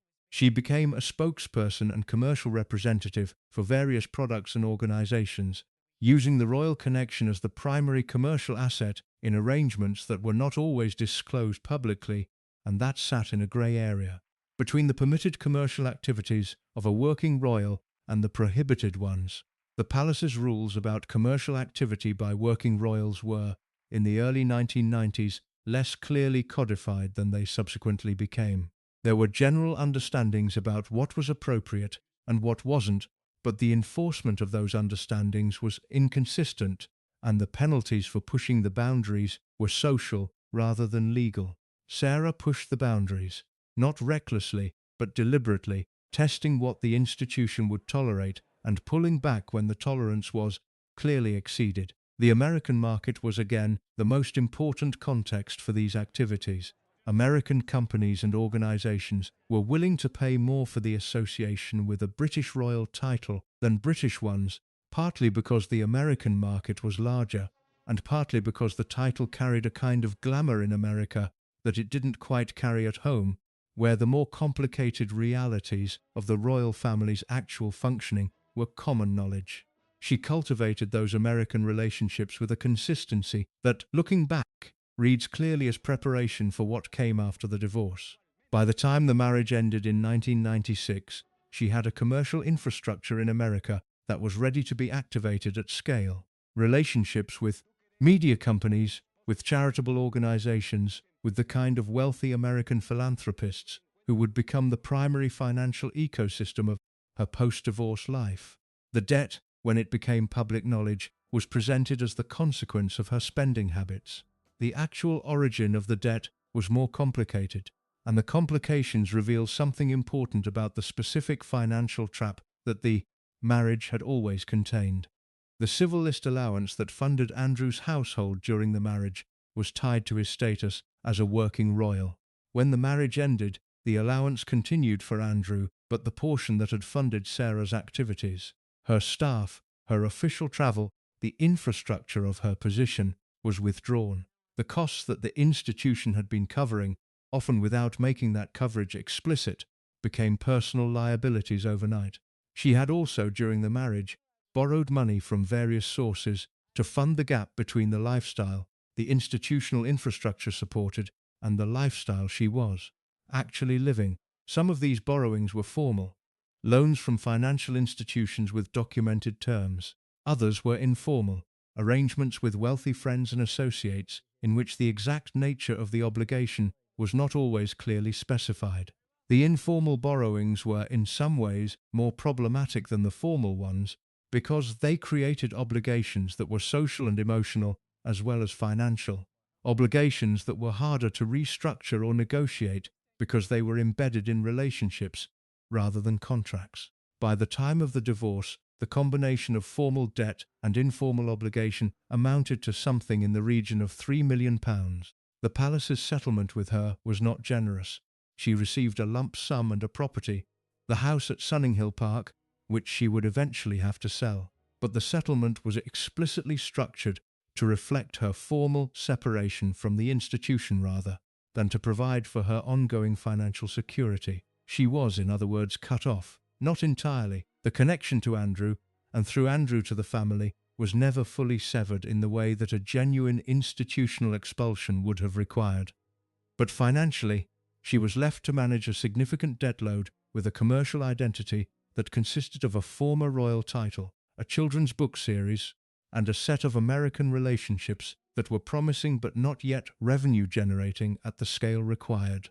What she did next is the part of the financial story that deserves the most attention because it is the part that most clearly demonstrates the strategic intelligence that the recklessness narrative obscures. Within 2 years of the divorce, she had signed a contract with Weight Watchers International that was worth, by various estimates, between $5 and $10 million over its initial term. The deal made her a global spokesperson for the organization, using her publicly acknowledged weight struggles as the commercial asset, a narrative of struggle and improvement that Weight Watchers could attach to its brand in markets around the world. The deal was not simply lucky. It required negotiation, positioning, and a clear understanding of what Sarah could offer commercially and what Weight Watchers needed from a spokesperson. It required her to take a personal vulnerability, her weight, which had been a consistent subject of tabloid mockery throughout her royal years, and reframe it as a commercial strength, a relatable human quality that made her more credible as a spokesperson rather than less. That reframing is not a simple or natural thing to do. Most people in her position would have experienced the tabloid coverage of their weight as something to be defended against or overcome, not something to be turned into a commercial asset. The ability to look at a source of public humiliation and identify its commercial potential requires a specific kind of detachment, a capacity to observe your own situation from the outside, to see yourself as others see you, and then to use that seeing strategically rather than being wounded by it. She had that capacity. She had been developing it since childhood, in a household where the gap between appearance and reality required constant management and where the ability to observe the family's situation from the outside was a survival skill. The Weight Watchers deal funded the immediate post-divorce period and began the process of debt reduction. It also established the commercial model that she would operate on for the next 2 decades, using her own story, specifically her failures and struggles and recoveries, as the primary commercial product. The story of Fergie the disaster was something the tabloids had created, and the public had consumed, Sarah turned it into inventory. The American television work that followed the Weight Watchers deal was the next phase of the commercial reconstruction, and it operated on the same principle. She appeared on American talk shows. She developed a relationship with NBC that eventually produced a talk show of her own. She gave interviews in which she was candid about the marriage, the divorce, the debts, the weight, the affairs, the full catastrophe of her public life, offered up with a self-awareness and a humor that American audiences found genuinely appealing. The candor was real, the humor was real, the self-awareness was real, but the deployment of all three in those specific contexts, at that specific pace, for those specific audiences, was managed. She was not simply unburdening herself to sympathetic interviewers. She was executing a commercial strategy in which her own narrative was the product being sold, and the buyers were the American public and the American media companies that served them. She was very good at this. The American market rewarded personal narrative in ways that the British market, which preferred stoicism and restraint and found confessional media vaguely embarrassing, did not. She had identified the differential between those markets years earlier, and had built the American relationships that would allow her to exploit it. When the moment came to exploit it, she did so with the efficiency that her public image as a financial disaster made almost invisible. Nobody who believed the recklessness narrative was looking for evidence of commercial strategy. The strategy was hiding behind the narrative. The charitable work of the post-divorce years deserves separate examination from the commercial work because it served a different function in the overall architecture of her public life, though the two were connected in ways she managed carefully. She founded Children in Crisis in 1993 before the divorce was finalized, and the organization became one of the primary vehicles for her post-divorce public identity. The charity worked in post-conflict zones, Bosnia, Sierra Leone, Afghanistan, providing educational support for children in areas disrupted by war. The work was real. The commitment was genuine. People who worked with the organization in the field have consistently described Sarah's engagement as substantive rather than performative. She visited the projects. She understood the programs. She was present in ways that celebrity patrons often are not. The charity also served her commercial and reputational interests in specific ways. It maintained her public profile in the years when she had no official royal role. It created a narrative of serious purpose that ran alongside the tabloid narrative of personal chaos, giving journalists and the public a legitimate reason to cover her that wasn't about scandal. It generated relationships with governments, international organizations, and wealthy donors that extended her network in directions that were both commercially and socially valuable. She also used the charity to maintain a level of international visibility that kept her relevant in markets, particularly America, where relevance translated directly into commercial opportunity. A former royal who was doing serious humanitarian work in Bosnia was a more commercially viable figure than a former royal who was simply managing her post-divorce life in England, and she understood that distinction and managed it. The deals she made in the mid to late 1990s, as the post-divorce commercial infrastructure came together, included arrangements that pushed against the limits of what was acceptable in ways that eventually caused problems. The most significant of these was the arrangement with an American businessman named John Bryan, who had been her financial advisor and more during the period leading up to the divorce, who managed some of her commercial negotiations with a degree of involvement in her personal and financial life that subsequently became the subject of considerable scrutiny. Bryan's role in her financial affairs was not simply advisory. He was involved in structuring deals, identifying opportunities, and managing the commercial machinery of the post-divorce Fergie brand in ways that gave him significant influence over her financial life.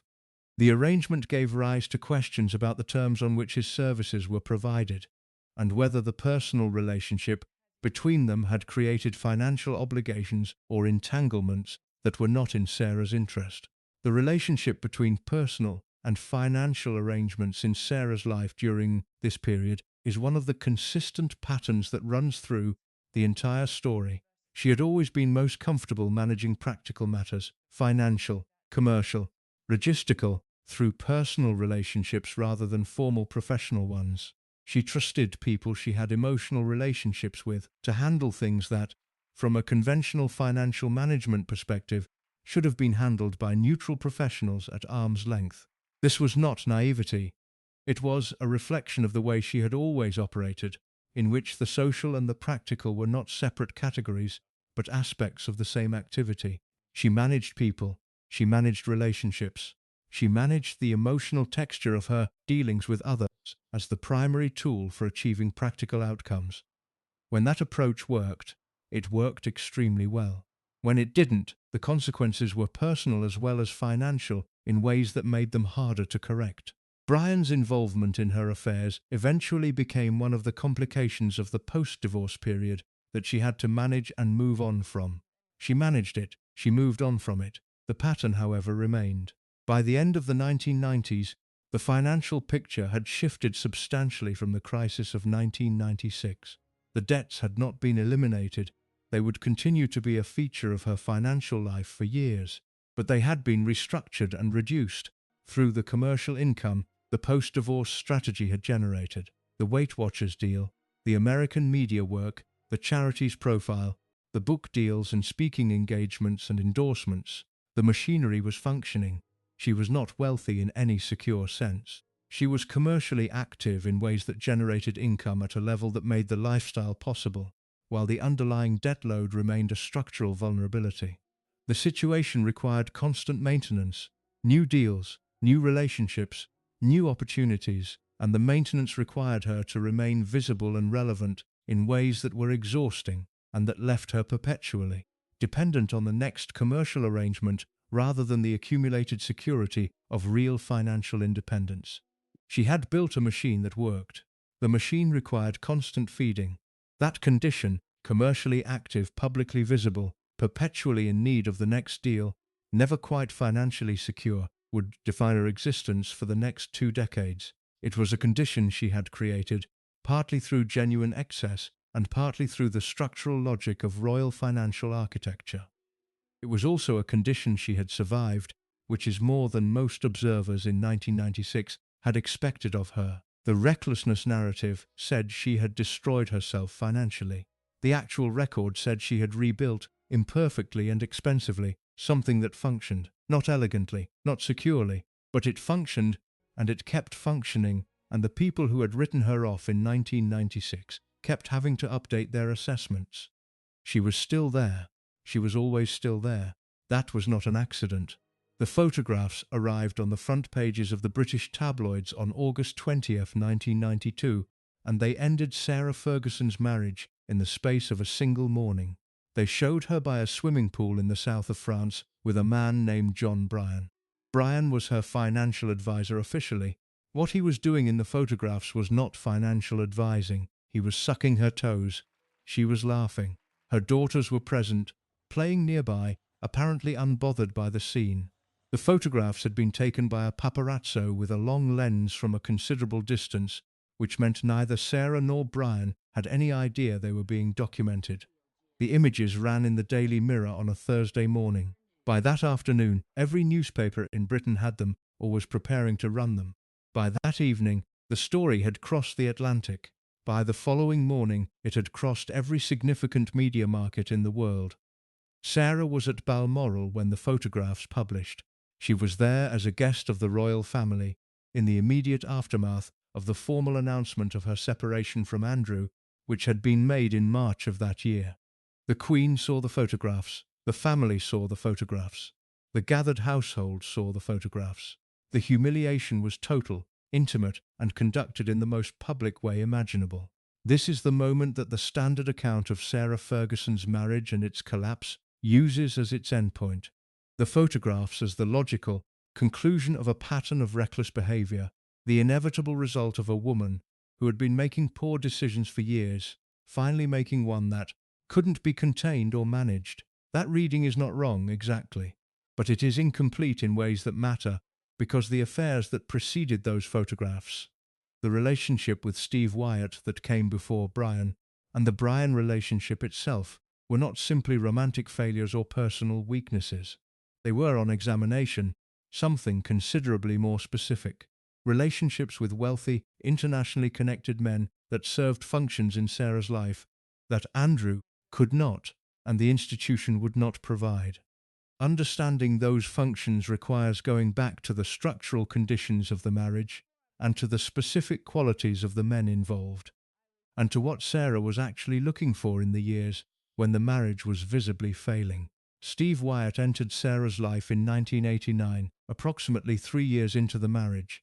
He was American from a wealthy Texas oil family with a trust fund and an international social life that took him through London and New York and the south of France and the kind of transatlantic, wealthy circuit that the Formula One world had given Sarah her first exposure to through Paddy McNally. He was physically attractive, socially confident in the easy American way that tends to read as uncomplicated to English eyes, and he was free of the specific institutional constraints that governed Andrew's behavior and Sarah's official life, free of the naval schedule that kept Andrew absent, free of the palace oversight that monitored the Duke and Duchess of York's activities with the particular attention that the institution paid to its working members. He was also, and this is a point that gets insufficient attention in the accounts of the relationship, connected. Not connected in the English social sense. He didn't have a title or a seat in the House of Lords or a relationship with the palace. He was connected in the international wealthy sense, with relationships across the American business and social world that were entirely independent of anything the British royal family could offer or withhold. Sarah met Wyatt through mutual friends in the social world that her title gave her access to, and the relationship developed during a period when Andrew's naval absences had created a domestic and emotional vacuum that she was filling with the activity and social engagement that had always been her primary coping mechanism. She attended events, she travelled, she maintained the social life that the title made available and that the institution expected its members to maintain, even when the marriages those members were officially representing were in serious difficulty. The Wyatt relationship became serious relatively quickly, and it became serious because it was meeting needs that were not being met by the marriage. The need for consistent physical presence, the need for a man who was interested in her specifically rather than in the institutional version of her, the need for warmth and ease and the kind of relaxed intimacy that the palace's formality consistently prevented. These are ordinary human needs. There is nothing remarkable about Sarah Ferguson having them. What is worth examining is who she chose to meet them with, and why. Wyatt was not simply a convenient romantic partner. He was a specific kind of person with a specific kind of value in Sarah's social and commercial world. His American connections and his family's wealth meant that a relationship with him reinforced and extended the American network that Sarah was building. The social world he moved in was exactly the social world she needed access to for the post-divorce commercial life she was, consciously or not, already preparing for. This does not mean the relationship was purely strategic. The emotional content was real. People who observed them together at the time describe a genuine warmth and ease between them that was not present in Sarah's public appearances with Andrew. She was happier in Wyatt's company than she was in most of the contexts her official life placed her in. The happiness was genuine, but genuine happiness and strategic utility are not mutually exclusive, and Sarah's relationship history had consistently demonstrated an ability to find both simultaneously in the same person. She had done it with McNally, she would do it with Brian. The pattern was not coincidental. The Wyatt relationship became known to the palace in the way that things always become known to the palace, through the observation network of staff and officials and protection officers who monitored the movements and associations of working royals as a matter of institutional routine. The response from the palace was managed rather than confrontational. Andrew was told.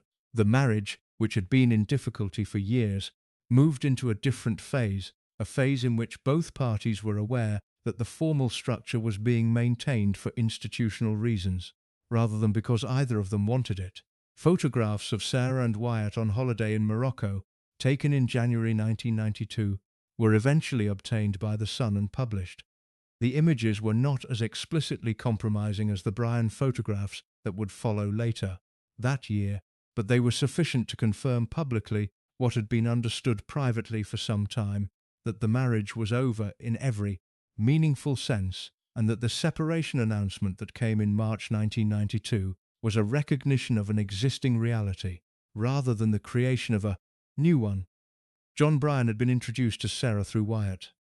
This detail is almost always mentioned in accounts of the period and almost always passed over without examination, but it deserves more attention because it reveals something about the social architecture of Sarah's romantic life that the individual relationship focus tends to obscure. Her relationships in this period were not separate, disconnected attachments to randomly selected men. They were part of a social world, specifically the American adjacent wealthy world she had been building access to since the McNally years, and they were connected to each other through the networks that world consisted of. Wyatt knew Bryan. Bryan knew the same people Wyatt knew. The world was not large. Bryan was, like Wyatt, American in his commercial orientation, even if not entirely in his background. He had business interests that crossed between Europe and America in the way that money moved in that world. He was financially sophisticated in a way that Sarah was not and had not been trained to be. He presented himself as someone who could help her manage the financial aspects of her situation, the debts, the commercial opportunities, the post-divorce arrangements that were becoming increasingly urgent as the separation became official. He was also someone she found genuinely attractive and genuinely warm, and the combination of practical usefulness and emotional appeal was, for Sarah, almost impossible to resist. She had always been drawn to men who could give her both things simultaneously.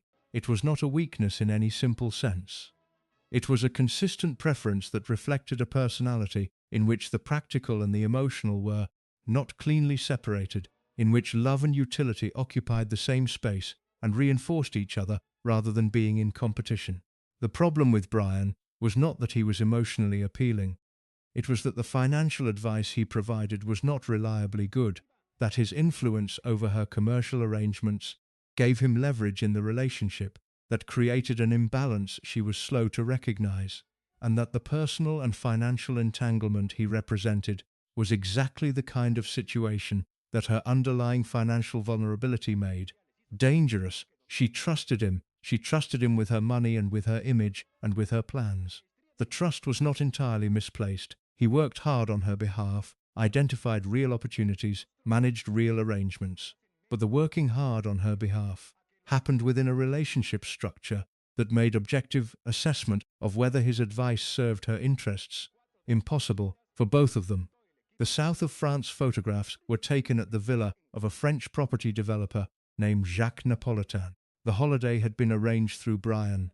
The presence of Sarah's daughters, Beatrice and Eugenie, who were 4 and 2 years old respectively at the time, was the detail that made the photographs uniquely damaging, not simply because it introduced the children into a scandalous context, but because it made the question of Sarah's judgment as a mother unavoidable.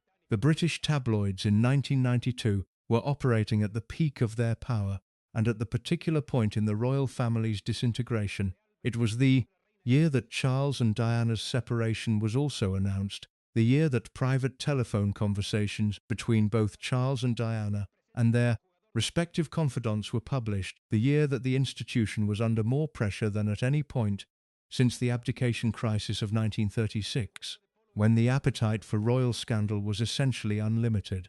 The photographs of Sarah and Bryan were, in that context, not simply a personal embarrassment. They were a weapon in a larger institutional conflict, and they were deployed with the timing and precision of a weapon. They appeared at Balmoral, in the presence of the royal family, at a moment specifically calculated to maximize the humiliation. Someone had timed that publication. Someone had held those photographs. They had been taken weeks earlier and chosen the moment of their release with care. The question of who made that decision and in whose interest is one that Sarah herself has raised in various forms over the years, and it is a question worth sitting with. She was already separated from Andrew when the photographs were published. The marriage was formally over. The photographs could not end a marriage that had already been announced as ended. What they could do, what they did, was define the terms on which she left the institution. They ensured that her departure was read as disgrace, rather than as mutual dissolution, that the public narrative was of a woman who had behaved shamefully, rather than of a marriage that had failed for reasons more distributed and more complicated.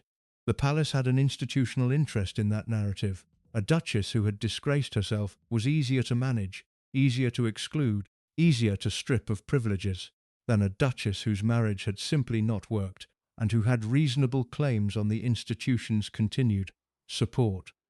The reaction at Balmoral has been described by several people who were present or adjacent to the events of that Thursday morning, and the descriptions converge on a picture of an atmosphere of intense, controlled fury that was worse than explicit anger because it was expressed entirely through withdrawal. People stopped speaking to her, rooms emptied when she entered them, the institutional cold shoulder, which in the context of the British royal family is the most powerful social punishment available, was deployed with full force. Sarah's response to the Balmoral atmosphere has been described in various accounts as shock and distress, and there is no reason to doubt that the distress was genuine. The public humiliation was real. The family rejection was real. The sense of exposure, of having the most private and most embarrassing moments of a difficult period turned into a global news story, was real. What is also true is that Sarah recovered from that distress faster than most observers expected, and the recovery was not simply emotional resilience. It was strategic repositioning, beginning almost immediately. Within days, she was giving signals to friendly journalists about how she planned to handle the aftermath. Within weeks, she was making decisions about the divorce negotiations that reflected a clear assessment of her position and what she could, realistically, secure from it. Within months, she was actively developing the commercial strategy that the post-divorce period would require. The toe-sucking photographs, which looked like a conclusion, were functionally a starting gun. The affairs are usually presented as two separate episodes: the Wyatt relationship, then the Brian relationship, with each one analysed primarily in terms of what it reveals about Sarah's personal judgment. That framing misses the structural reality, which is that both relationships existed within the same social world, connected through the same networks, serving overlapping functions in Sarah's life. Both Wyatt and Brian were wealthy, American in their commercial orientation, internationally connected, and financially independent of the British royal institution. Both offered Sarah something that Andrew could not: presence, attention, the warmth of a man who was actually there. Both also offered something that the palace could not: access to commercial and social networks that were entirely outside the institution's control, networks that would remain available to her regardless of what the palace decided about her status. The consistency of that pattern across both relationships is not coincidental. It is a signature. It reflects a woman who, even in her most apparently personal and emotional decisions, was maintaining an orientation toward the practical reality of her situation, toward what she would need when the institutional support ended, toward who would be useful to know, toward the networks that would sustain her in the post-palace life that was by the late 1980s increasingly clearly on its way. This does not mean she didn't love these men. It does not mean the relationships were cold calculations wearing warm emotional clothing. The warmth was genuine. The love in its way was genuine. But genuine feeling and strategic awareness coexisted in these relationships as they had coexisted in every significant relationship of her adult life. She was someone for whom personal and practical were not separate categories. There is one aspect of the affair period that has received almost no attention in the standard accounts, and that tells, in a compressed form, the story of how Sarah Ferguson actually operated during the worst period of her public life. During the months between the publication of the Wyatt photographs in January 1992 and the publication of the Brian photographs in August of the same year, Sarah continued to carry out official royal engagements. She attended public events. She carried out charitable work. She managed the public-facing dimension of her role with a professionalism that the palace, whatever it was saying privately, could not publicly criticize. This is not what a woman in psychological collapse does. This is not the behavior of someone who has lost control of her situation. This is the behavior of someone who has assessed what she still has: the title, the platform, the charitable associations, the public relationships. and is maintaining it carefully while the rest of the situation resolves itself. She knew the marriage was over before it was publicly announced. She knew the photographs existed before they were published. She had been warned by Brian, who knew they had been taken. She knew with reasonable certainty that the publication of those photographs would end her official royal career. She kept working. She kept appearing. She kept building the relationships and maintaining the profile that she would need when the official career ended. That is not recklessness. That is the behavior of someone who has already done the calculation and is managing the transition. The question of whether Sarah Ferguson loved Andrew in the genuine sense matters to the way this story is understood, and it deserves a direct answer rather than being absorbed into the analysis of strategic behavior. She did love him in the beginning. The accounts of people who knew them both in the early years of the marriage describe a warmth and an ease between them that was not performed. He made her laugh. She made him feel normal in a life that was structurally abnormal. The physical affection between them was genuine and visible. They had children together who were clearly and obviously loved by both parents. What changed was not the presence of genuine feeling, but the sufficiency of that feeling to sustain a marriage in the specific conditions the institution imposed. Andrew's absences were not occasional disruptions to a stable domestic life. They were the structural condition of the marriage. His emotional availability, when he was present, was shaped by a formation that made depth and intimacy consistently difficult. The institutional surveillance of their marriage, the staff, the officials, the awareness that their private lives were monitored in ways that most couples' lives are not, created a pressure on their intimate world that would have strained any relationship. The affairs were not a replacement for a marriage that she had never cared about.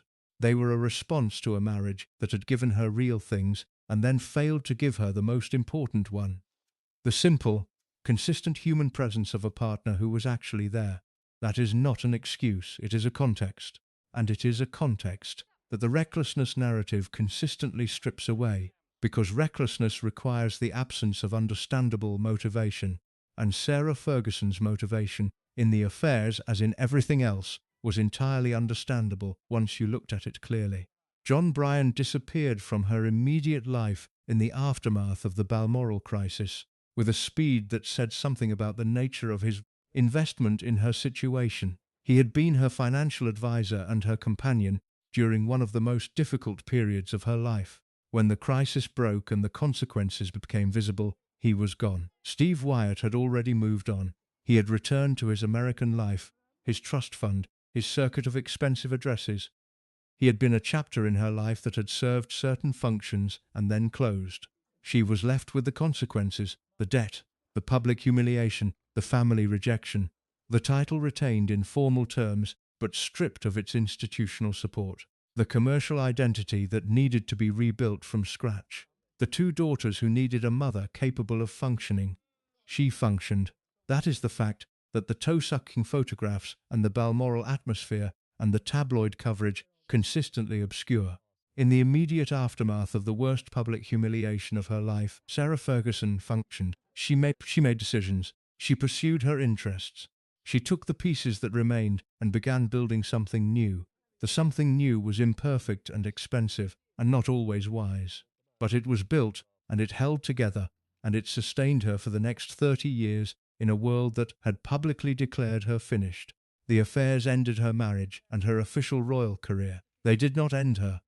The failure to end her, the consistent, slightly baffling survival of a woman the institution had thrown out, the tabloids had destroyed, and the public had written off, is the thread that runs through the rest of the story.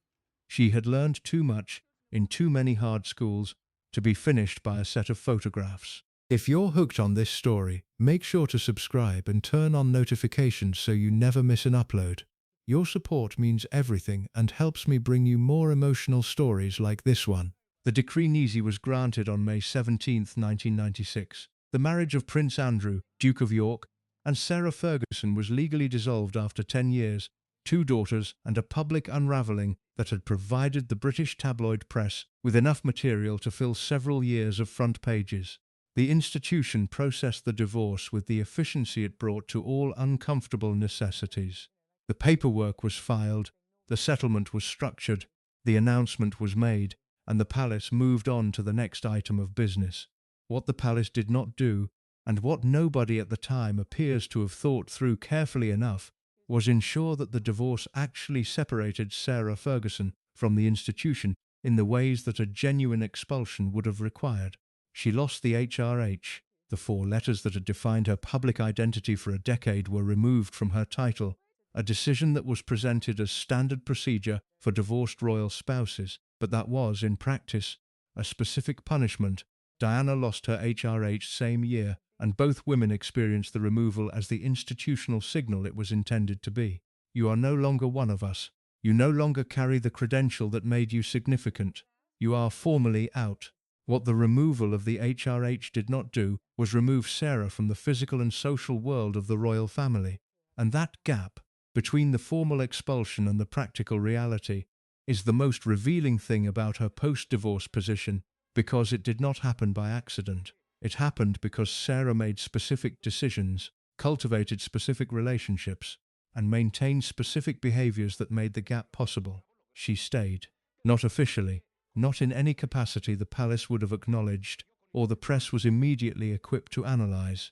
But she stayed, and the staying was deliberate. And it was one of the most strategically significant things she has ever done. The mechanism by which she stayed was Andrew. The divorce had ended the marriage, but it had not ended the relationship, and the continuation of the relationship was something both parties appear to have wanted for reasons that were partly genuine and partly functional. Andrew remained deeply attached to Sarah in a way that the marriage's failure had not resolved. The affection between them, the ease, the humour, the specific warmth that had characterized the relationship since Ascot did not disappear with the legal dissolution.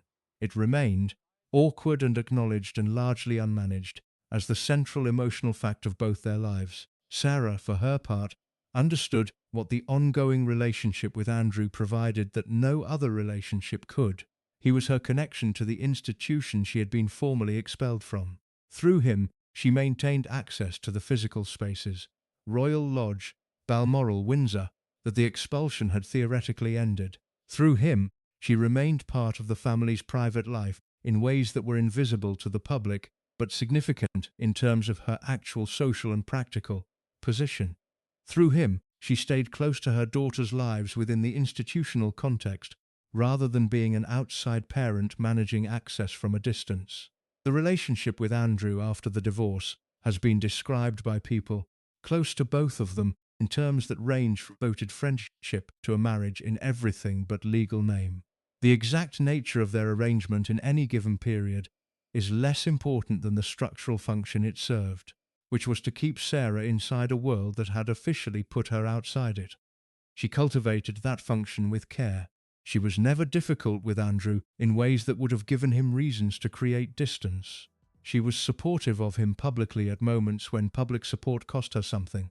When the Epstein story broke and supporting Andrew was a genuinely costly position to take, she took it. She maintained the posture of a devoted co-parent and loyal friend across decades in which that posture required consistent effort and occasional significant sacrifice. The consistency of that posture across 30 years and through circumstances that would have ended most people's commitment to it is not what recklessness looks like. It is what a long game looks like. The settlement she received in 1996 was, by the standards of royal divorce, not generous. She got a lump sum. The figure has been reported variously, but was not large by the standards of the lifestyle the marriage had supported. She got Sunninghill Park, the Berkshire property that had been the family home, which came with the significant burden of its maintenance costs, and which she would eventually be unable to sustain. She got ongoing financial support for the children's upbringing that was Andrew's responsibility as their father. What she did not get was a clean financial foundation. The debts she carried out of the marriage were hers. The commercial infrastructure she had been building was hers. The public identity she had managed and maintained was hers. The settlement gave her assets and left her with liabilities. And the gap between the two was the financial condition of her post-divorce life. The palace had structured the settlement in a way that made her departure clean from the institution's perspective. She was out. She had been compensated. The account was closed. What the structure had not accounted for was that a woman with Sarah's skills and Sarah's connections and Sarah's specific relationship with Andrew was not going to stay out simply because the paperwork said she should. The palace's assumption in 1996 was that the removal of the HRH and the financial settlement would produce what they were designed to produce: a former royal who receded from the institution's world into private life, appearing occasionally in connection with her children, but otherwise managing her own affairs at a comfortable distance from the family she had married into. That assumption was wrong in almost every particular. The practical arrangements of Sarah's life in the immediate post-divorce years were revealing about the degree to which the formal separation and the actual separation were different things. She continued to use Royal Lodge, the Windsor Great Park residence that was Andrew's official home, with a frequency and a regularity that was not consistent with the behavior of an ex-wife maintaining a civil co-parenting relationship. She was there for extended periods. Her children were there. Andrew was there. The domestic arrangements of the lodge, as reported by various accounts from the period, were those of a household in which Sarah was a genuine presence rather than an occasional visitor. Sunninghill Park, the official marital home that she had received in the settlement, was the house she nominally lived in. In practice, the distinction between where she officially lived and where she actually spent her time was one of the consistent features of her post-divorce existence, and it was a distinction the palace chose not to examine too closely for reasons that had to do with Andrew rather than with Sarah. As long as Andrew wanted her there, and as long as her presence there served the co-parenting function that the institution recognized as legitimate, the palace's ability to insist on a cleaner separation was limited. She understood this. The leverage was not enormous, but it was real, and she used it with the specific, low-key consistency that characterized her most effective strategies, not confrontationally, not in ways that would force the institution to take an explicit position, but persistently, until the situation she was maintaining became the established reality. The title she retained after the divorce was Duchess of York, without the HRH. The distinction between the two versions of that title, with and without the HRH, was, to the general public, largely invisible.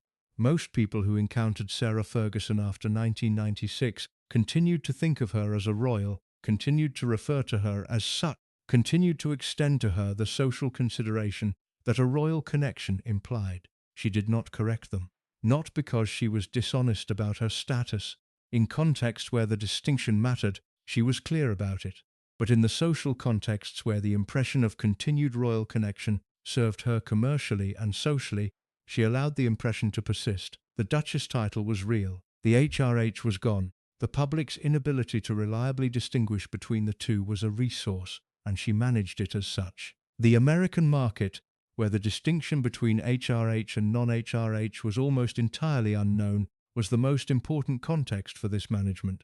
In America, she was straightforwardly the Duchess of York, which meant she was straightforwardly royal, which meant the commercial value of the association persisted at levels that the British market, with its more sophisticated understanding of royal hierarchy, would not have supported. The Weight Watchers contract, the television work, the speaking engagements, the publishing deals, all of these operated in a market where Sarah's value was calculated on the basis of the Duchess title and the royal connection it implied. The HRH removal had damaged that value in the domestic market. In America, it had barely touched it. She had built her commercial infrastructure in the right place, at the right time, for exactly this contingency. The relationship with her daughters during the post-divorce years is one of the elements of her life that receives the least analytical attention, and, that is, in some ways, the most important for understanding how she managed the impossible position of being inside the institution while officially being outside it. Beatrice and Eugenie were the permanent connection. They were Andrew's daughters, which meant they were royal, which meant they would always be inside the world from which Sarah had been formally expelled. Their lives would be conducted within the institutional framework of the royal family. Their education, their official appearances, their eventual adult roles, and Sarah's involvement in those lives required, structurally, that she remain connected to that framework. The palace could not exclude her from her children's lives without a confrontation that served nobody's interests. Andrew would not have permitted it even if the palace had wanted it. The co-parenting arrangement was therefore a structural guarantee of Sarah's continued presence within the institutional world, and it was one she maintained with a consistency and a visible devotion that served multiple purposes simultaneously. She was genuinely devoted to Beatrice and Eugenie. The devotion was real and evident, and has been consistent across their entire lives. She has been a present and engaged mother in ways that her own mother had not been, and the contrast between her experience of maternal abandonment and her own mothering choices is one of the most consistent through lines in her personal narrative. The devotion was also functional. A devoted, present mother who prioritized her children's access to their royal family context was a mother who needed to remain in that context herself. The genuine feeling and the strategic function worked in the same direction, reinforcing each other, making the maintenance of her institutional connection simultaneously emotionally authentic and practically necessary. By the early 2000s, the post-divorce architecture of her life had established itself in its essential form, and it was a form that bore very little resemblance to what the palace had intended when it structured the 1996 settlement. She was commercially active in America at a level that kept her financially afloat, if not financially secure. She was publicly visible in ways that maintained her relevance as a media figure. She was socially present within the royal family's private world in ways that the palace had never entirely managed to prevent. She was in a relationship with Andrew that was not a marriage and not simply a friendship, and not entirely either thing, that served both of them and that the institution had no clean mechanism for addressing. She was also, by this point, a figure of considerable public complexity in ways that the simple recklessness narrative had obscured. The charities were real and effective. The commercial work was genuine and sustained. The co-parenting was devoted and visible. The survival, across a decade that should by most measures have ended her public life, was a fact that required explanation, and the explanations available within the recklessness narrative were insufficient. People who cover royal stories for a living had begun, by the early 2000s, to develop a revised assessment of Sarah Ferguson that acknowledged, with varying degrees of explicitness, that she was more durable than the coverage had suggested.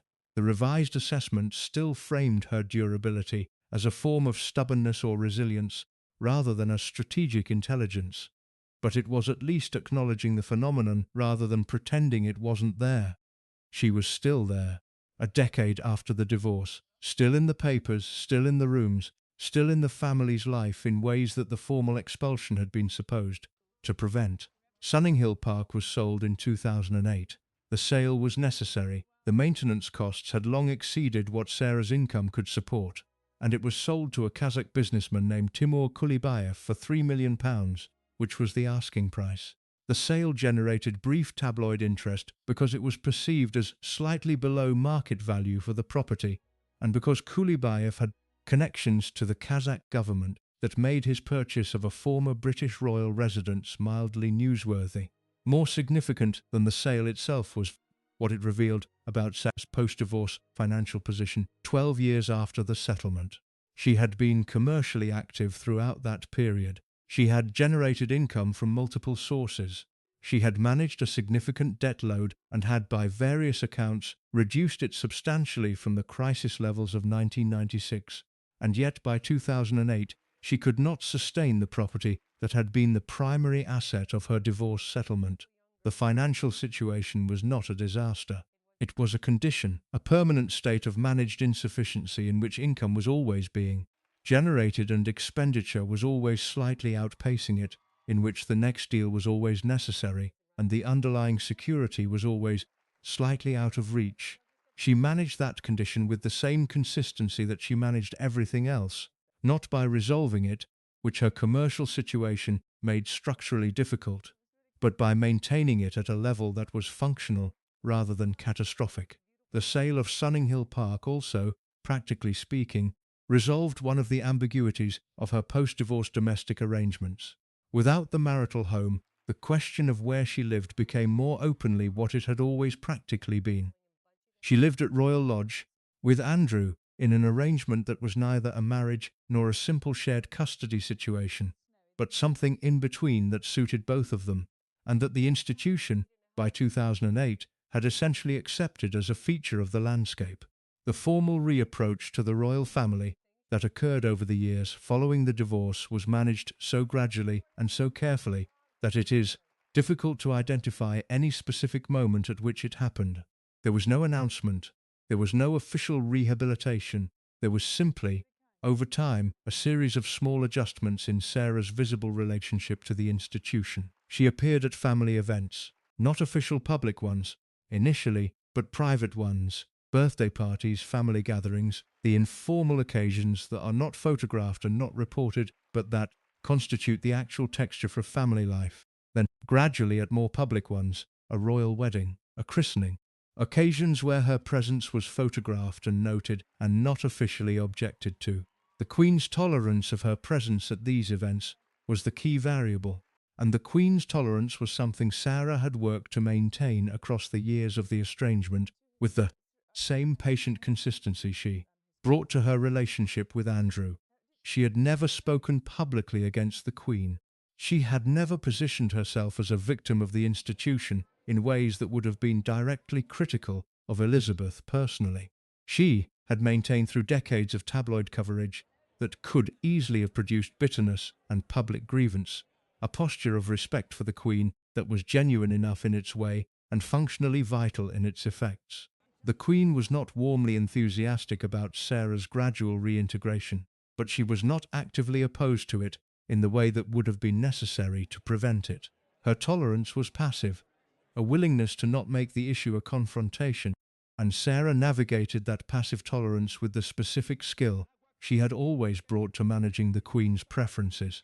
By the time Andrew's situation changed permanently, in the years after the Epstein story became unavoidable, and Andrew was formally withdrawn from royal duties in 2019, the domestic architecture of Sarah's post-divorce life had been in place for long enough that it was simply the reality. She was at Royal Lodge. She was part of the household. She was, in every practical sense that mattered, still inside the walls. The formal expulsion of 1996 had produced, by 2019, a situation in which a woman who had been stripped of her HRH and publicly defined as an institutional problem was the closest companion of a senior royal who was himself becoming an institutional problem. There was a symmetry to it that was almost too neat. She had managed her way back into the institution, not by fighting the expulsion, but by making herself indispensable to a specific person within it, and by maintaining that indispensability through every subsequent crisis, including the crisis that eventually made Andrew's own position untenable. When Andrew needed someone in his corner, she was there. She had always been there. The loyalty she had maintained through everything, through the embarrassments, through the Epstein story, through the formal withdrawal from royal duties, was the currency that her long game had been built on. Hapless women don't play 40-year games. Women without strategy don't survive institutional expulsion and find themselves 3 decades later still inside the walls. The divorce gave her nothing.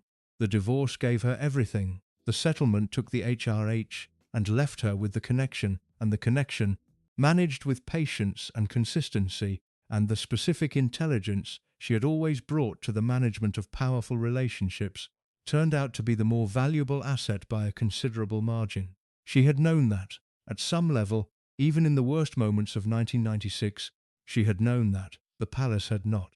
The American television appearance that changed the trajectory of Sarah Ferguson's post-divorce commercial life happened on the Oprah Winfrey Show in September 1996, 3 months after the decree nisi was granted, and approximately 4 weeks after she had moved out of Sunninghill Park into a rented house in Surrey that was, by the standards of what she had been living in, modest. She sat across from Oprah in a pink suit. She was composed. She was self-deprecating in the specific way that American audiences responded to. Not the English self-deprecation that signals social confidence through the performance of modesty, but the American kind, which is more naked and more commercially useful, which says, "I have failed in front of everyone, and I am telling you about it directly because I have nothing left to hide." She talked about the marriage. She talked about the affairs. She talked about the money and the debt and the humiliation. She talked about her weight. She talked about her daughters. She talked with a fluency and an emotional availability that the British media, which had been covering her for a decade, had never quite managed to extract from her.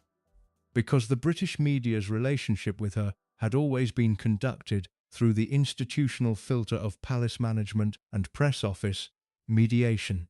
On Oprah, there was no filter. There was a woman in a pink suit telling her story directly to an audience of 22 million Americans who had been vaguely aware of her as a royal figure but had never heard her speak about her own life in her own words with the specific kind of candor that Oprah's format produced. The response was enormous. The mail that came into Oprah's production company following the broadcast was, by the show's own account, among the highest volume responses to any guest appearance in the program's history at that point. American women responded to Sarah Ferguson's candor with the specific warmth that Americans extend to public figures who admit failure without excusing it, who say, "I did these things, I was wrong about some of them, I am dealing with the consequences, and here is what I learned." That response was the foundation of everything that followed commercially, and Sarah had understood what it would produce before she walked onto that set. She had not arrived at the Oprah appearance unprepared and emotionally overwhelmed, offering candor because she had nothing left to protect. She had arrived with a narrative, and the narrative had been constructed with considerable care. The narrative she brought to America in 1996 was built on three elements that she had identified with the commercial intelligence she had been developing for years as the specification that the American market would respond to. The first element was royalty. She was the Duchess of York. She had been inside the most famous family in the world. She had sat at dinners with the Queen, attended events with Diana, lived in palaces, and travelled in helicopters and worn tiaras, and experienced the full, extraordinary pageant of British royal life from the inside. Americans who had no monarchy and a vast appetite for the mythology of one found this endlessly fascinating. The second element was failure. She had lost the marriage. She had been publicly humiliated. She had been stripped of her title, photographed in compromising circumstances, mocked by tabloids on 2 continents, and left with debts that ran into millions. The failure was public and total and impossible to deny. In the American market, public failure followed by honest acknowledgement of that failure is not a commercial liability. It is a commercial asset because it creates the conditions for the narrative of recovery that American audiences find more satisfying than any story of uninterrupted success. The third element was the recovery itself. She had daughters she was devoted to. She had charitable work she was genuinely committed to. She had survived something that most people would not have survived with any public coherence intact.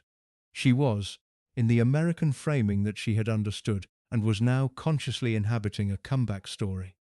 And comeback stories in America sell. The combination of royalty plus failure plus recovery was, in commercial terms, close to perfect.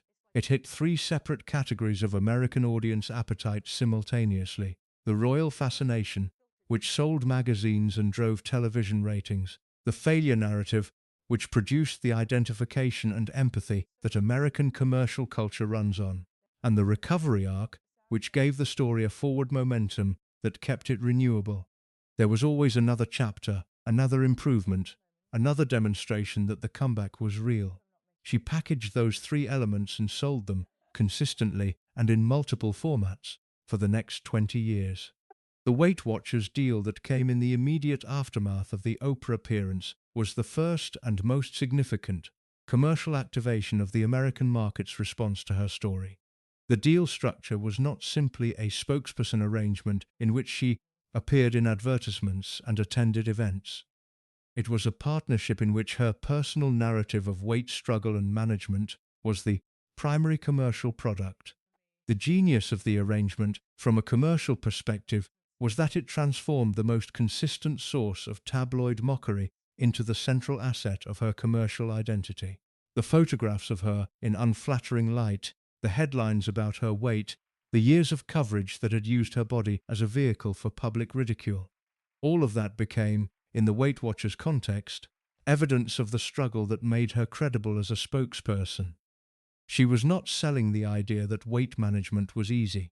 She was selling the idea that a woman who had been publicly humiliated about her weight, who had struggled with it genuinely and visibly, had found a system that worked. The credibility came from the failure. The commercial value came from the credibility. The financial terms of the deal were not publicly disclosed in their entirety, but the figures that have been reported across multiple sources over the years suggest an arrangement worth between $5 and $10 million over its initial term, with renewal provisions that extended the relationship for years beyond the initial contract. For a woman who had left the marriage with debts of approximately £3 million and a commercial infrastructure that was promising, but not yet, generating income at scale, the Weight Watchers deal was the financial intervention that made everything else possible. It also established the model she would use for every subsequent commercial arrangement. Find the intersection between her personal narrative and a commercial organization's needs. Package the intersection as a story that audiences could follow and identify with, and sell it in the American market, where the appetite for that kind of narrative was deepest, and the willingness to pay for it was greatest. The television work followed the Weight Watchers' success, with a momentum that reflected the appetite the Oprah appearance had revealed. She became a regular presence on American morning television. Today, Good Morning America, the circuit of programs that constituted the primary media environment of the American audience she was courting. She was good at it. The format suited her perfectly: warm, spontaneous, self-deprecating, capable of the kind of easy intimacy that morning television requires, and that the British media environment had never given her an opportunity to demonstrate. She developed a relationship with NBC that eventually produced a talk show of her own, a co-hosting arrangement on a program called Ricki Lake that she fronted for a period in the late 1990s, before transitioning to other formats. The NBC relationship also gave her access to the documentary and news magazine programming that was one of the primary vehicles for the royal content that American audiences consumed with consistent enthusiasm. The television work was valuable not just for the income it generated, but for what it did to her commercial identity in the American market. It made her a regular, recognizable presence in American living rooms in a way that sustained her relevance between the specific commercial projects that generated the larger income. Americans who watched her on morning television every few months developed a relationship with her, the feeling of knowing her, of understanding her situation, of being invested in her ongoing story. That was the foundation of the continued commercial value of her brand. She understood that sustained visibility was the key to sustained commercial value, and she maintained it with the professional consistency of someone who had identified their primary commercial asset and was managing it carefully. The children's books continued throughout the post-divorce period, with the Budgie series giving way to a new project that became considerably more commercially significant. The Little Red series, which she began developing in the early 2000s, was aimed at a younger audience than Budgie and was built on a character that allowed her to explore themes of kindness, inclusion, and emotional resilience, themes that connected directly to her own public narrative and that she could speak about authentically in the interviews and appearances that accompanied each book's publication. The books sold moderately well in Britain and considerably better in America, where they benefited from the same market dynamics that benefited everything Sarah Ferguson did in that context. They also gave her a coherent creative identity that was separate from the royal history and the personal scandal. She was an author, a creator of content for children, a woman with something to say about the world beyond the circumstances of her marriage and its failure. The author identity served a specific function in the architecture of her public persona. It provided a narrative of seriousness and purpose that ran alongside the celebrity and scandal narrative, giving journalists and interviewers a legitimate angle beyond the royal story. It also allowed her to maintain a presence in the media landscape during the periods when the royal story was less active, when there was no new development in the Andrew situation, no fresh tabloid crisis, no obvious news hook, because there was always a new book, always a publication date, always something to talk about that wasn't simply the perpetuation of old controversies. The speaking circuit was another element of the commercial infrastructure that received less public attention than the television work and the books, but that generated significant income over a sustained period. She was a sought-after speaker on the American corporate circuit, the kind of appearance that medium-sized companies and financial organizations and healthcare corporations paid substantial fees for, not because their employees particularly needed to hear about her experience, but because the presence of a titled British figure at a corporate event gave the event a prestige that the organizers valued and were willing to pay for. The fees for corporate speaking engagements in the late 1990s and early 2000s ranged from tens of thousands to hundreds of thousands of dollars for a single appearance, depending on the speaker's profile and the nature of the event. Sarah, as the Duchess of York, commanded rates at the upper end of that range in a market that valued her specific combination of royal association and personal narrative. She also spoke at charitable events, universities and public forums, which generated less income but served the visibility function and maintained the serious purpose identity that her commercial brand required to remain credible. The mix between commercial and charitable speaking was managed carefully. Enough commercial work to generate the income, enough charitable and educational work to prevent the brand from appearing purely mercenary. The relationship with Weight Watchers, that had been the foundation of her American commercial career, came to a complicated moment in 2010, when she was filmed by News of the World journalists in a sting operation, appearing to offer access to Prince Andrew in exchange for a payment of £500,000. The footage showed her accepting a £40,000 cash down payment and discussing the arrangements in terms that were direct enough to be deeply damaging. The story ran on the front pages with the same thoroughness that every significant Sarah Ferguson story had run on the front pages, and the damage to her commercial reputation was immediate and severe. Weight Watchers, which had been considering renewing its relationship with her for another contract period, withdrew. Several other commercial relationships that had been in discussion were quietly shelved. The American market, which had always been more tolerant of her than the British one, was genuinely shocked by the footage in a way that the tabloid stories about her personal life had rarely managed to shock it. She issued an apology that was specific and unreserved. She described the incident as a serious lapse of judgment, took full personal responsibility, and did not attempt to contextualize or excuse what had happened. The apology was genuine in its acknowledgement of what she had done and in its absence of the defensive framing that public apologies often deploy. What it was also, and this is the dimension that the coverage of the incident rarely addressed, was strategically sound. An unreserved apology that takes full responsibility and asks for nothing is the fastest path through a scandal for someone whose commercial brand is built on personal narrative and audience identification. Fighting the story would have extended it. Partial apologies invite further scrutiny. A clean, full acknowledgement closes the immediate cycle faster than any other response. The commercial damage was real and took time to repair, but the repair began faster than it would have done under any alternative response strategy, and within 2 years she had rebuilt enough of her American commercial profile to be functioning again at a level that sustained her ongoing needs. The pattern that connects all of these commercial activities, the Weight Watchers deal, the television work, the books, the speaking circuit, the charitable brand, the management of scandal and recovery, is a pattern of consistent, deliberate exploitation of a very specific and unusual commercial asset. That asset was her own story, not the royal part of it, though the royal part was the foundation. Not the scandal part of it, though the scandal was the proof of the failure that the recovery required.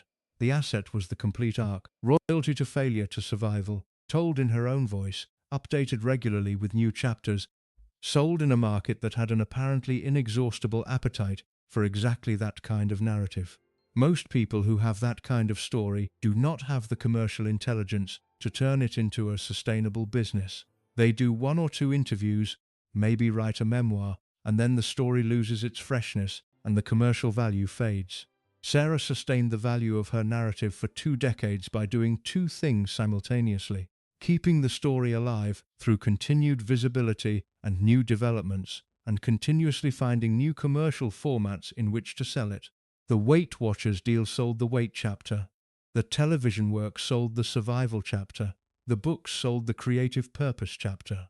The speaking circuit sold the wisdom through adversity chapter. The charity work sold the serious contribution chapter. Each format reached a different segment of the audience. Each chapter of the story found its appropriate commercial expression.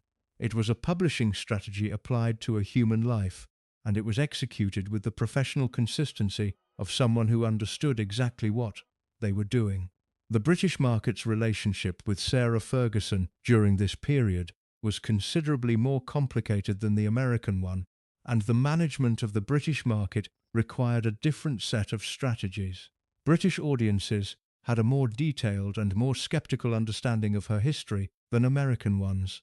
The tabloid coverage had been relentless and specific, documenting failures and embarrassments with a thoroughness that made the simple recovery narrative harder to sell. British audiences knew too much to buy the clean arc.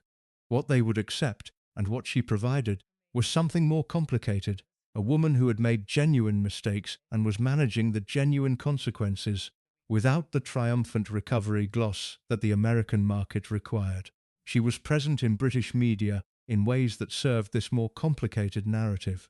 She gave interviews to British publications that were more candid about ongoing difficulties than the American appearances would have permitted. She maintained a British public identity that was warmer and more self-aware than the American one, less polished, more willing to acknowledge the ongoing reality of the debt and the difficulty and the imperfect compromise of her post-divorce life. The two market identities, American triumph, British endurance, coexisted throughout this period without obviously contradicting each other, partly because the audiences rarely compared notes, and partly because both identities were genuine expressions of different aspects of her actual situation. She was in America, a comeback story. She was in Britain, someone who was still dealing with the mess. Both things were true simultaneously. By the time she reached her 50s, the commercial infrastructure she had built was showing the strain of 2 decades of constant maintenance. The income streams that had been strongest in the late 1990s and early 2000s had diminished as the market for her specific narrative aged. The Weight Watchers relationship had been damaged and partially repaired, and then not renewed. The American television work had become less frequent as the media landscape changed, and the formats she had been most comfortable in were displaced by new ones. She adapted, as she had always adapted, by finding new formats and new markets for the same essential product. She moved into social media with a facility that surprised people who associated her with an older media world. She engaged with her audience directly, in the less mediated way that social media required, and found that the warmth and humor and self-deprecating candor that had worked on Oprah's couch in 1996 worked equally well on Instagram 20 years later. The audience was different, the platform was different, the product was the same. Sarah Ferguson, being honestly herself, telling her story, inviting identification and generating warmth. She had been doing that since before there was a commercial market for it. She would keep doing it as long as there was an audience willing to show up for it. The commercial machinery she had built from the wreckage of 1996 was imperfect and expensive and required constant attention. But it had kept her visible, kept her financially functional, kept her relevant in a media world that moves through public figures at a pace that destroys most of them inside a decade. She had been at it for 30 years. The machine was still running. The name Jeffrey Epstein entered the public conversation about Prince Andrew in a sustained and unavoidable way in 2019, though the connection between the two men had been known in various forms for considerably longer. The photographs of Andrew with Epstein in Central Park had been published by the New York Post in 2010. The Virginia Giuffre allegations, which named Andrew specifically, had been circulating in legal documents and media reports for years before they became the front-page story that ended his public career. The BBC Newsnight interview that Andrew gave in November 2019, which was supposed to provide clarity and instead became one of the most catastrophic self-inflicted public relations disasters in modern royal history, was the moment the story became impossible for the institution to manage through its usual mechanisms of silence and delay. Through all of it, the 2010 photographs, the years of accumulating allegations, the 2019 interview, the subsequent withdrawal from royal duties, the civil lawsuit brought by Virginia Giuffre, the settlement of that lawsuit in 2022, Sarah Ferguson was present. Not at the center of the story, not as a named party in the legal proceedings, but present in the way that someone who has spent 30 years maintaining a position of strategic proximity to a central figure is always present, adjacent, visible, consequential. Her specific role in the Epstein story and the decisions she made throughout its various phases reveals something about her strategic intelligence that is more clearly visible here than anywhere else in her story, because the Epstein situation was one in which the incentive overwhelmingly toward distance and the calculation that kept her close was either a profound loyalty or a profound strategic commitment or, most likely, both simultaneously. The first thing to understand about Sarah's relationship to the Epstein story is what she knew and when she knew it, which is a question that has never been fully answered publicly and that she has never been directly asked in a context where the answer would have been legally or commercially consequential. What is established is that she accepted a payment of £15,000 from Jeffrey Epstein in 2011 after his conviction in Florida in 2008 for soliciting prostitution from a minor. She has said in various accounts that the money was to help with debts and that she received it through Andrew, who had maintained his friendship with Epstein after the conviction in a manner that had already attracted significant criticism. The payment was first reported in 2011 by the Mail on Sunday. Sarah's response at the time was to acknowledge the payment, describe it as a mistake, express regret, and state that she deeply regretted the connection to Epstein. The acknowledgement was clean and relatively quick, following the pattern she had established in managing other public revelations. Take the story away from the people chasing it by confirming it yourself, add the expression of regret, move on.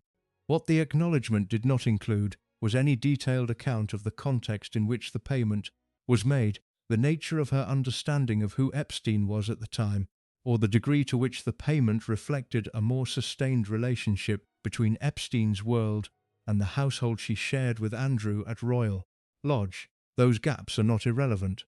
Epstein's 2008 conviction was public knowledge. The nature of the charges, soliciting prostitution from a minor, was public knowledge. A woman of Sarah's social and media intelligence, who monitored her own press coverage with professional thoroughness, was not ignorant of the conviction or its implications. The decision to accept money from someone with that specific record, in those specific circumstances, was not a casual oversight. Andrew's relationship with Epstein has been documented in enough detail by journalists and legal proceedings that its general shape is not in serious dispute. The two men were friends from the late 1990s. Andrew stayed at Epstein's properties in New York, in Palm Beach, and at his private island in the U.S. Virgin Islands. Epstein attended events at Royal Lodge and at other royal properties. The relationship continued after Epstein's 2008 conviction in ways that palace officials found alarming and that they communicated their alarm about to Andrew through the formal channels available to them, apparently without effect. Sarah's relationship to Andrew's friendship with Epstein was necessarily proximate. She was living at Royal Lodge during the years when Epstein visited. She was part of the social world in which Andrew's friendships existed. She knew Epstein, or knew of him, or both, in the way that you know the significant relationships of the person you live with and share children with and spend most of your time around. The specific nature of what she knew about Epstein's activities beyond his public conviction record is something she has never addressed directly, and the legal proceedings that might have created pressure for such an address, the Giuffre lawsuit, were settled before discovery produced the kind of documentary record that would have made direct questions unavoidable. What she has addressed, repeatedly and in various forms, is Andrew.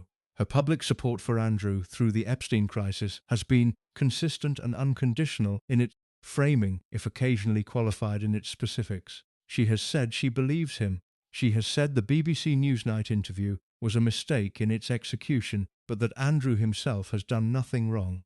she has maintained the position of a loyal supporter without qualification in context where that loyalty was commercially and socially costly. The £15,000 payment is worth examining in some detail because the explanation Sarah has offered for it, that it was to help with debts, that it was a mistake, that she regrets the connection, raises more questions than it answers, and the questions it raises are revealing about the financial architecture of her life during that period. By 2011, 15 years after the divorce, Sarah's debt situation had improved from the crisis of 1996 but had not been resolved. The commercial activity of the intervening years had generated income, but the income had been largely consumed by the lifestyle costs and the debt servicing that the post-divorce period required. She was, in 2011, still financially vulnerable in the specific way she had been financially vulnerable since 1996, commercially active enough to sustain her position, but not secure enough to absorb significant financial shocks without external assistance. The acceptance of money from Epstein, in that context, was not the behavior of a woman with options. It was the behavior of a woman who needed money and accepted it from a source she should not have accepted it from, because the alternative was a financial difficulty she was not equipped to manage through legitimate channels at that moment. That reading is sympathetic to Sarah in the narrow sense that it acknowledges the genuine financial pressure she was operating under. It is not sympathetic in the broader sense that it raises the question of why, 15 years after the divorce and 20 years into a sustained commercial career, she was still in a financial position where accepting £15,000 from a convicted sex offender was a decision she found herself making. The answer to that question is embedded in the commercial architecture she had built and in the specific ways it had begun to fail by the early 2010s. The Weight Watchers income had gone. The NBC relationship had wound down. The speaking circuit income had diminished as her public profile in America aged. The books continued but generated modest returns. The financial machinery that had functioned through the early 2000s was running at a lower level of output, and the expenditure had not reduced to match it. She was, 2011, in a version of the same position she had been in throughout her adult life, spending at a level that the current income did not fully support, relying on relationships and connections to bridge the gap, and making decisions about which gaps to bridge and through whom in conditions of financial stress that impaired the quality of those decisions. The BBC Newsnight interview of November 2019 is one of the most analysed media events of the past decade, and it deserves examination here, not for what Andrew said but for what Sarah did before, during and after it. Before the interview, there were people in Andrew's circle who advised against it. The formal palace communications advisors were reportedly unenthusiastic. Several people with experience in crisis communications who were consulted about the situation expressed reservations about the format and the specific claims Andrew intended to make. The interview was a high-risk strategy, and the risk was visible to people who were paying attention. Sarah has not spoken publicly about whether she was among those who advised for or against the interview. What she has said, in the aftermath, is that she supported Andrew's decision to give the interview as an expression of his desire to address the allegations directly, and that the outcome was not what either of them had hoped for. The careful framing of that position, supporting the decision without endorsing the specific performance, acknowledging the outcome without criticizing Andrew directly, is characteristic of how she has managed her public statements about Andrew throughout the Epstein period. She has never said anything that could be read as a criticism of Andrew. She has never created distance between herself and his position. She has maintained the posture of unconditional support while managing her specific statements with sufficient care that she has not committed herself to claims that might subsequently become legally or commercially problematic. That is a sophisticated position to maintain across a multi-year crisis of this complexity. It requires constant calibration, enough support to maintain the relationship and the position it provides, careful enough framing to avoid the specific legal and commercial exposures that unqualified endorsement of every Andrew claim would create. Virginia Giuffre's lawsuit against Andrew, filed in August 2021 in the Southern District of New York, named Andrew as someone who had sexually abused her when she was 17 years old, at locations including Epstein's Manhattan mansion, his private island, and the London home of Ghislaine Maxwell. The lawsuit sought damages and proceeded through the American legal system until it was settled in February 2022 for an undisclosed sum, reportedly in the region of £12 million, funded partly by Andrew and partly through resources provided by the King, then still Prince of Wales. Sarah's public position throughout the lawsuit was consistent with her position throughout the broader Epstein story, supportive of Andrew, dismissive of the allegations as untrue, present in his domestic and emotional life in ways that made her visible adjacency to the situation unavoidable. She visited Andrew at Royal Lodge during the period the lawsuit was active. She was photographed arriving and leaving. She gave interviews in which she expressed support for him. She described him as a good man and a good father who was being treated unjustly. The decision to be that visibly supportive during an active civil lawsuit involving allegations of the sexual abuse of a minor was not a neutral one. It was a decision that cost her commercially. Several relationships that had been in discussion for potential projects were quietly shelved during this period because association with anyone publicly adjacent to the Epstein story had become commercially toxic in ways that no amount of qualification or careful framing could neutralize. She made that decision anyway. The question of why is the question that gets to the center of her relationship with Andrew and its function in her life. The simplest answer is that she loves him, not romantically, in whatever sense the relationship had moved beyond romance, but in the specific way that a person loves the central relationship of their adult life, the person they have shared children with, and crises with, and decades with, the person whose presence in their life has become structural rather than optional. That answer is probably true. It is also probably incomplete. Andrew, through the Epstein crisis, remained what he had always been in Sarah's post-divorce life. Her connection to the institution she had been expelled from, her reason for being at Royal Lodge, her anchor to the world she had spent her entire adult life navigating. His distress was genuine, and her response to it was genuine. Her support was also the maintenance of the position she had spent 30 years building, and the two things were not separable in any clean way. The calculation, if calculation is even the right word for something so embedded in relationship and history and genuine feeling, was the same calculation she had always made in the significant relationships of her life. Find the person who gives you what you need and be, genuinely and consistently, what they need in return. The transaction is not cold, the feelings are real, but the alignment between what she needs and what she provides is not accidental, and it has never been accidental. The question of what she knew about Epstein's activities, beyond the public record of his 2008 conviction, is one that the legal resolution of the Jufra lawsuit ensured would never be definitively answered. The settlement terms included provisions that prevented further legal proceedings related to the same matters, which meant that the discovery process that would have produced documentary evidence about who knew what and when was terminated before it could run its course. What can be said, based on the available record, is that Sarah was close enough to Andrew and present enough in the household where Epstein's friendship with Andrew was maintained, that ignorance of the general nature of the Epstein connection is implausible. She knew Epstein had been convicted. She knew Andrew had maintained the friendship after the conviction. She knew, because it was in every newspaper for months, that the allegations against Epstein went far beyond the 2008 conviction and involved a systematic pattern of abuse of young women. What she did with that knowledge, how she processed it, what conversations she had, what she chose to see and what she chose not to see, is not part of the public record in any detailed sense. What is part of the public record is that she maintained her support for Andrew through the entirety of the story, from the 2010 photographs through the 2022 settlement, without qualification and without distance. That choice, whatever its motivation, was the choice that kept her inside the walls.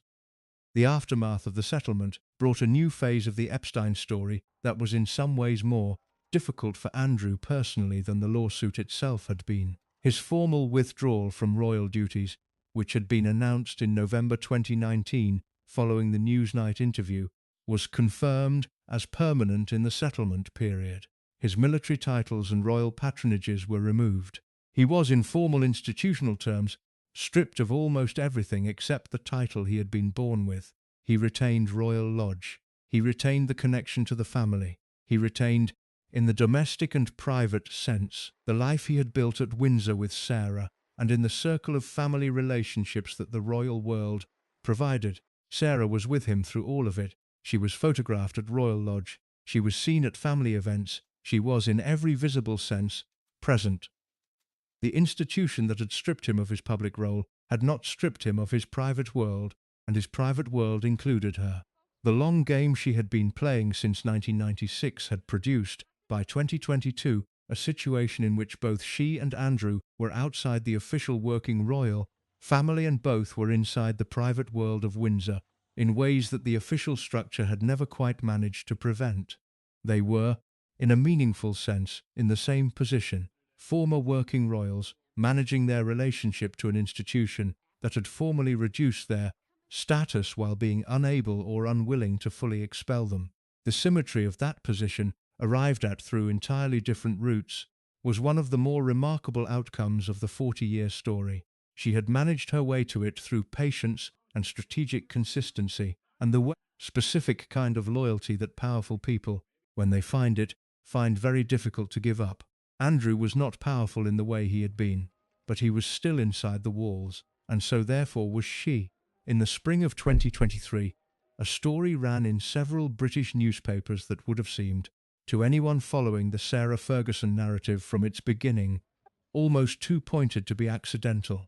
The story reported that Sarah Ferguson had been diagnosed with malignant melanoma, a skin cancer, following her earlier diagnosis and treatment for breast cancer in the summer of the same year. 2 cancer diagnoses in the space of months. A woman already managing the accumulated weight of decades of public difficulty, now managing that alongside serious illness. The coverage was, for the first time in decades, almost entirely sympathetic. The tabloids that had spent 30 years producing unflattering photographs and debt, stories and scandal headlines found themselves covering a woman who was ill, who was dealing with it with apparent courage, and who was doing so in the company of Andrew at Royal Lodge, and with the visible support of her daughters. The symmetry with the beginning of the story was striking. She had entered the public's consciousness as the fun one, the robust one, the woman who wasn't going to be a problem. She was now being covered as a woman dealing with illness and difficulty, with the specific kind of public warmth that the British press reserves for people it has decided, after long consideration, it has been too hard on. The rehabilitation was not complete. It was not straightforward. There were still voices in the tabloid world that maintained the older framing, that read even the cancer coverage through the lens of calculation. Was she using the illness to generate sympathy, to rehabilitate her image, to secure a position that the normal mechanisms of her life had not been able to fully secure? The question is not entirely absurd, given the history, but it is, in this case, probably the wrong question. Serious illness is not a strategy. The diagnoses were real, the treatment was real, the fear was real. What Sarah did with those realities, how she managed the public dimension of her illness, how she allowed it to be covered, how she positioned herself within the coverage, may have reflected her consistent instinct toward managing her own narrative. But the narrative itself was not manufactured. She was ill. She dealt with it. The public watched, and the watching was for once not hostile. The situation at Royal Lodge by 2023 had become one of the more peculiar domestic arrangements in the history of a family that had produced several peculiar domestic arrangements. Andrew was living there officially as the tenant of a royal residence that he had occupied since 2004, in an arrangement with the Crown Estate that gave him the use of the property in exchange for its maintenance. Sarah was living there with him, or effectively with him, in the arrangement that had been the practical reality of their post-divorce life for the better part of 2 decades. The king, newly ascended following the Queen's death in September 2022, had made clear through various channels that Andrew's tenure at Royal Lodge was not indefinitely guaranteed, that the property, which was large and expensive and required significant maintenance funding, might be needed for other purposes. and that Andrew's reduced royal status made his continued occupation of a 30-room royal residence a difficult position to publicly justify. Andrew refused to move. The refusal was not entirely surprising given his character, but it was notable for the degree to which it reflected a calculation about the cost-benefit of resistance that was, for Andrew, unusually clear-eyed. Royal Lodge was his home. It was his connection to the physical world of the monarchy. Giving it up would mean moving to a smaller property, Frogmore Cottage, which had recently been vacated by Harry and Meghan, and which was available but which was considerably less grand and considerably less embedded in the Windsor landscape that Andrew had grown up in, and that defined his sense of his own identity. He stayed. The negotiation between Andrew and the King about the property continued through 2023 without resolution, creating an ongoing standoff that was, in institutional terms, unprecedented. A senior royal refusing a direct signal from the sovereign about his living arrangements, with no obvious mechanism available to force the issue. Sarah's position in this standoff was, as it had always been, adjacent and consequential. She was at Royal Lodge. She was part of the household Andrew was defending. Her presence there was simultaneously a reason for him to hold the position. He was not simply defending his own home, but the domestic world they had rebuilt together, and a complicating factor in the institution's ability to resolve the situation cleanly. You cannot evict a woman with cancer from a house without a public relations cost that outweighs the institutional benefit of having the house back. Whether Sarah's illness made Andrew's resistance more defensible in public terms is a calculation she did not manufacture, but also did not fail to notice. The Queen's death in September 2022 removed the most significant single variable in the architecture of Sarah's relationship to the royal family. Elizabeth II had been the ultimate arbiter of Sarah's status, the person whose tolerance or intolerance of her presence determined what was and wasn't possible within the institutional world. The Queen's passive acceptance of Sarah's gradual reintegration had been the mechanism by which the reintegration had proceeded. Her death created a new situation in which the arbiter was Charles, whose relationship with Sarah was considerably more complicated and whose institutional priorities were different from his mother's. Charles had, over the years, been publicly cooler towards Sarah than the Queen had been. His own difficulties with the tabloid press and with the management of royal marriages had given him a particular sensitivity to the kind of coverage that Sarah reliably generated, and his vision of a slimmed-down monarchy, a smaller, more focused working royal family that presented a cleaner public image, had no obvious place for a woman who had been formally expelled from the institution 30 years earlier and had spent 3 decades finding ways to remain connected to it. Sarah understood this. The transition from Elizabeth to Charles was one she had been anticipating and preparing for, in her characteristic way, for years. The preparation took the form of the same strategies she had always used: maintaining the relationships that mattered, managing her public presentation carefully, avoiding the specific kinds of confrontation that would force the institution to take an explicit position against her. She did not campaign publicly for recognition or status. She did not give interviews claiming she deserved better treatment. She maintained the posture of someone who understood her position and was managing it with appropriate discretion, which was the posture most likely to preserve the access she had, and least likely to provoke the confrontation that would threaten it. Beatrice and Eugenie had, by the early 2020s, established themselves as adults with their own lives, their own marriages, their own children, their own relationships to the institution they had been born into. Beatrice married Edoardo Mapelli Mozzi in 2020. Eugenie married Jack Brooksbank in 2018. Both had children. Both maintained royal connections while building independent lives that were less fully consumed by institutional demands than their parents' generation had been. Their relationship with Sarah was, by all visible accounts, close, warm, and genuinely devoted on both sides. She had been a present mother through the most difficult years of her own life, and the consistency of that presence had produced the kind of adult children who remained emotionally connected to her rather than managing her at a distance. The daughters also represented, in structural terms, Sarah's deepest and most durable connection to the royal family. They were royal. Their children were royal adjacent.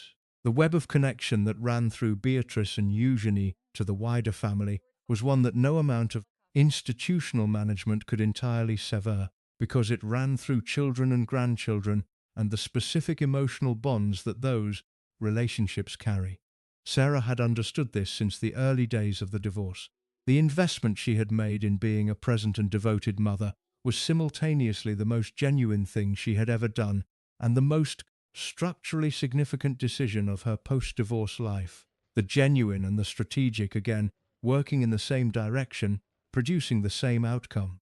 The memoir she published in 2023, titled Finding Sarah, and then subsequently a more substantially revised version, was the latest iteration of the commercial model she had been running since the Oprah appearance in 1996.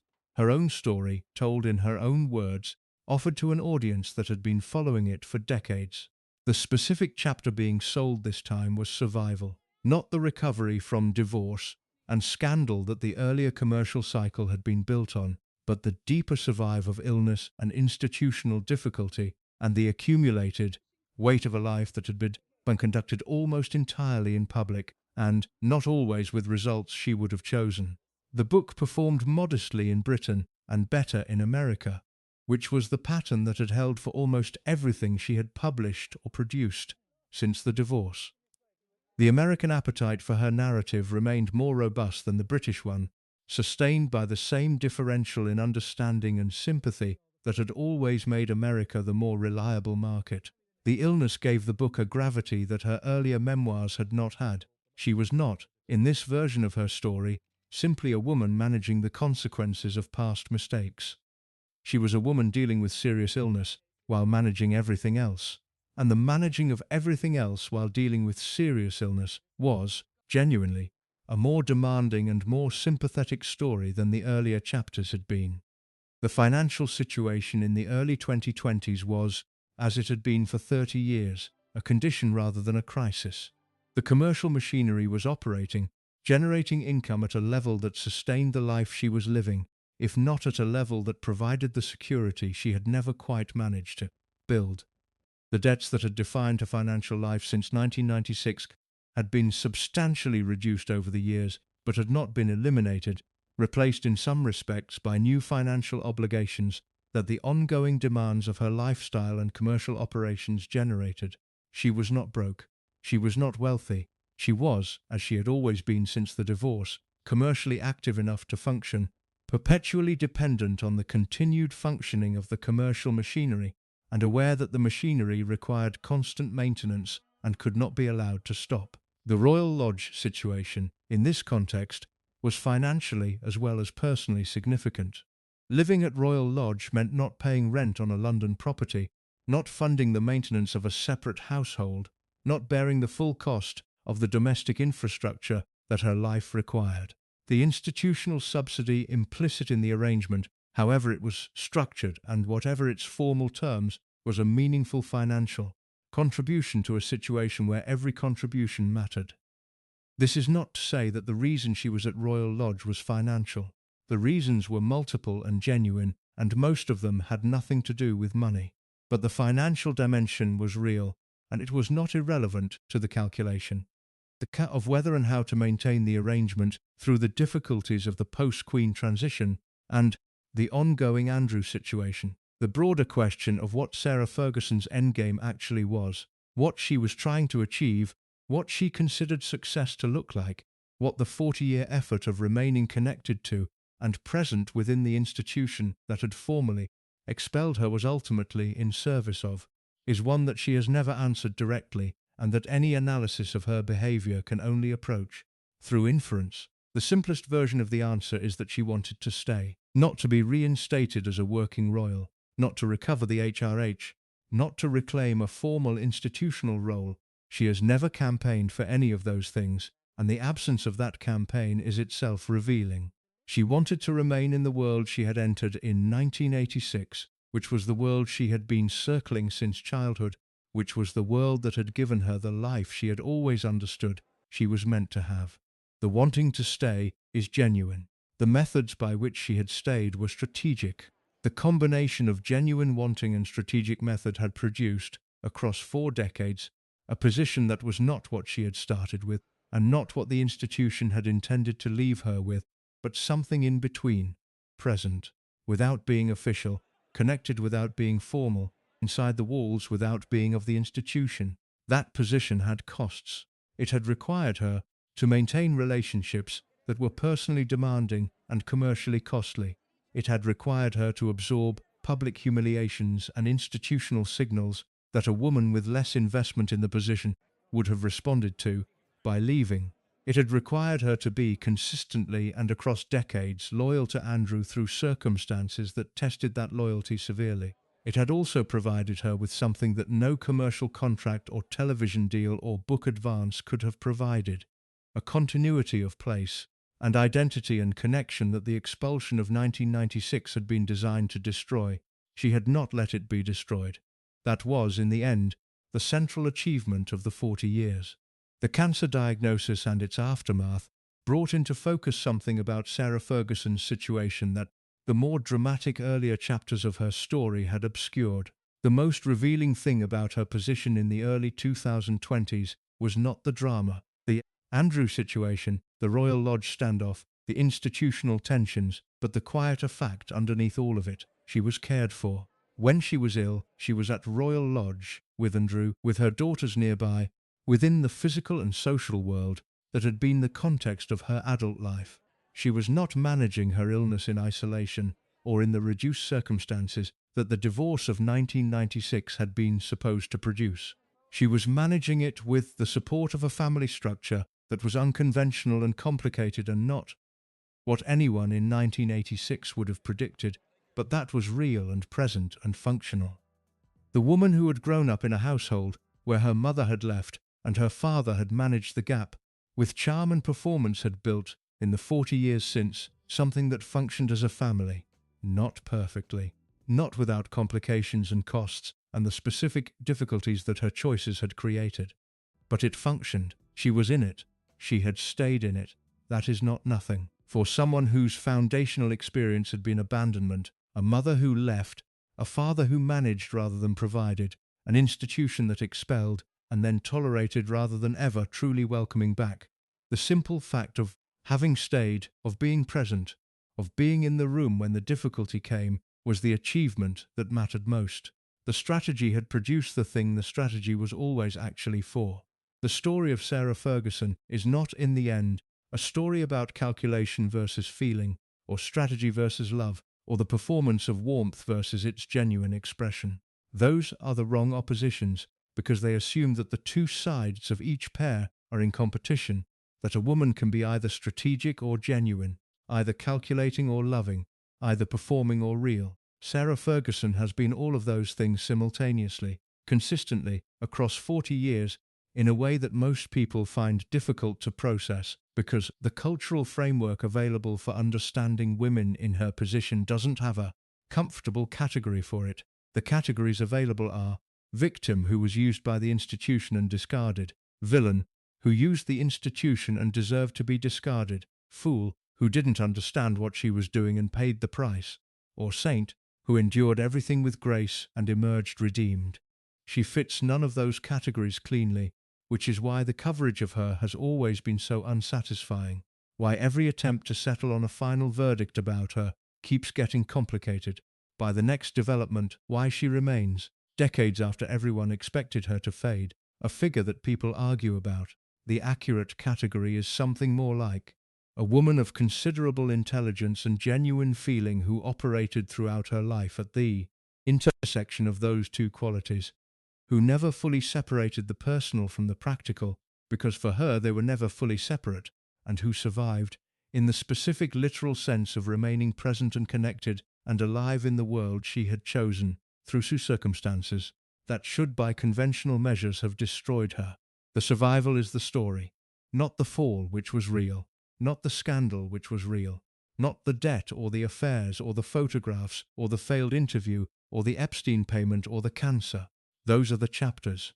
The survival is the story. She is still inside the walls. She always found a way to stay inside the walls. That was never an accident. Thank you so much for watching until the end. If you loved this story, check out the other videos on your screen now. I think you'll really enjoy them. And don't forget to subscribe if you haven't already. See you in the next story.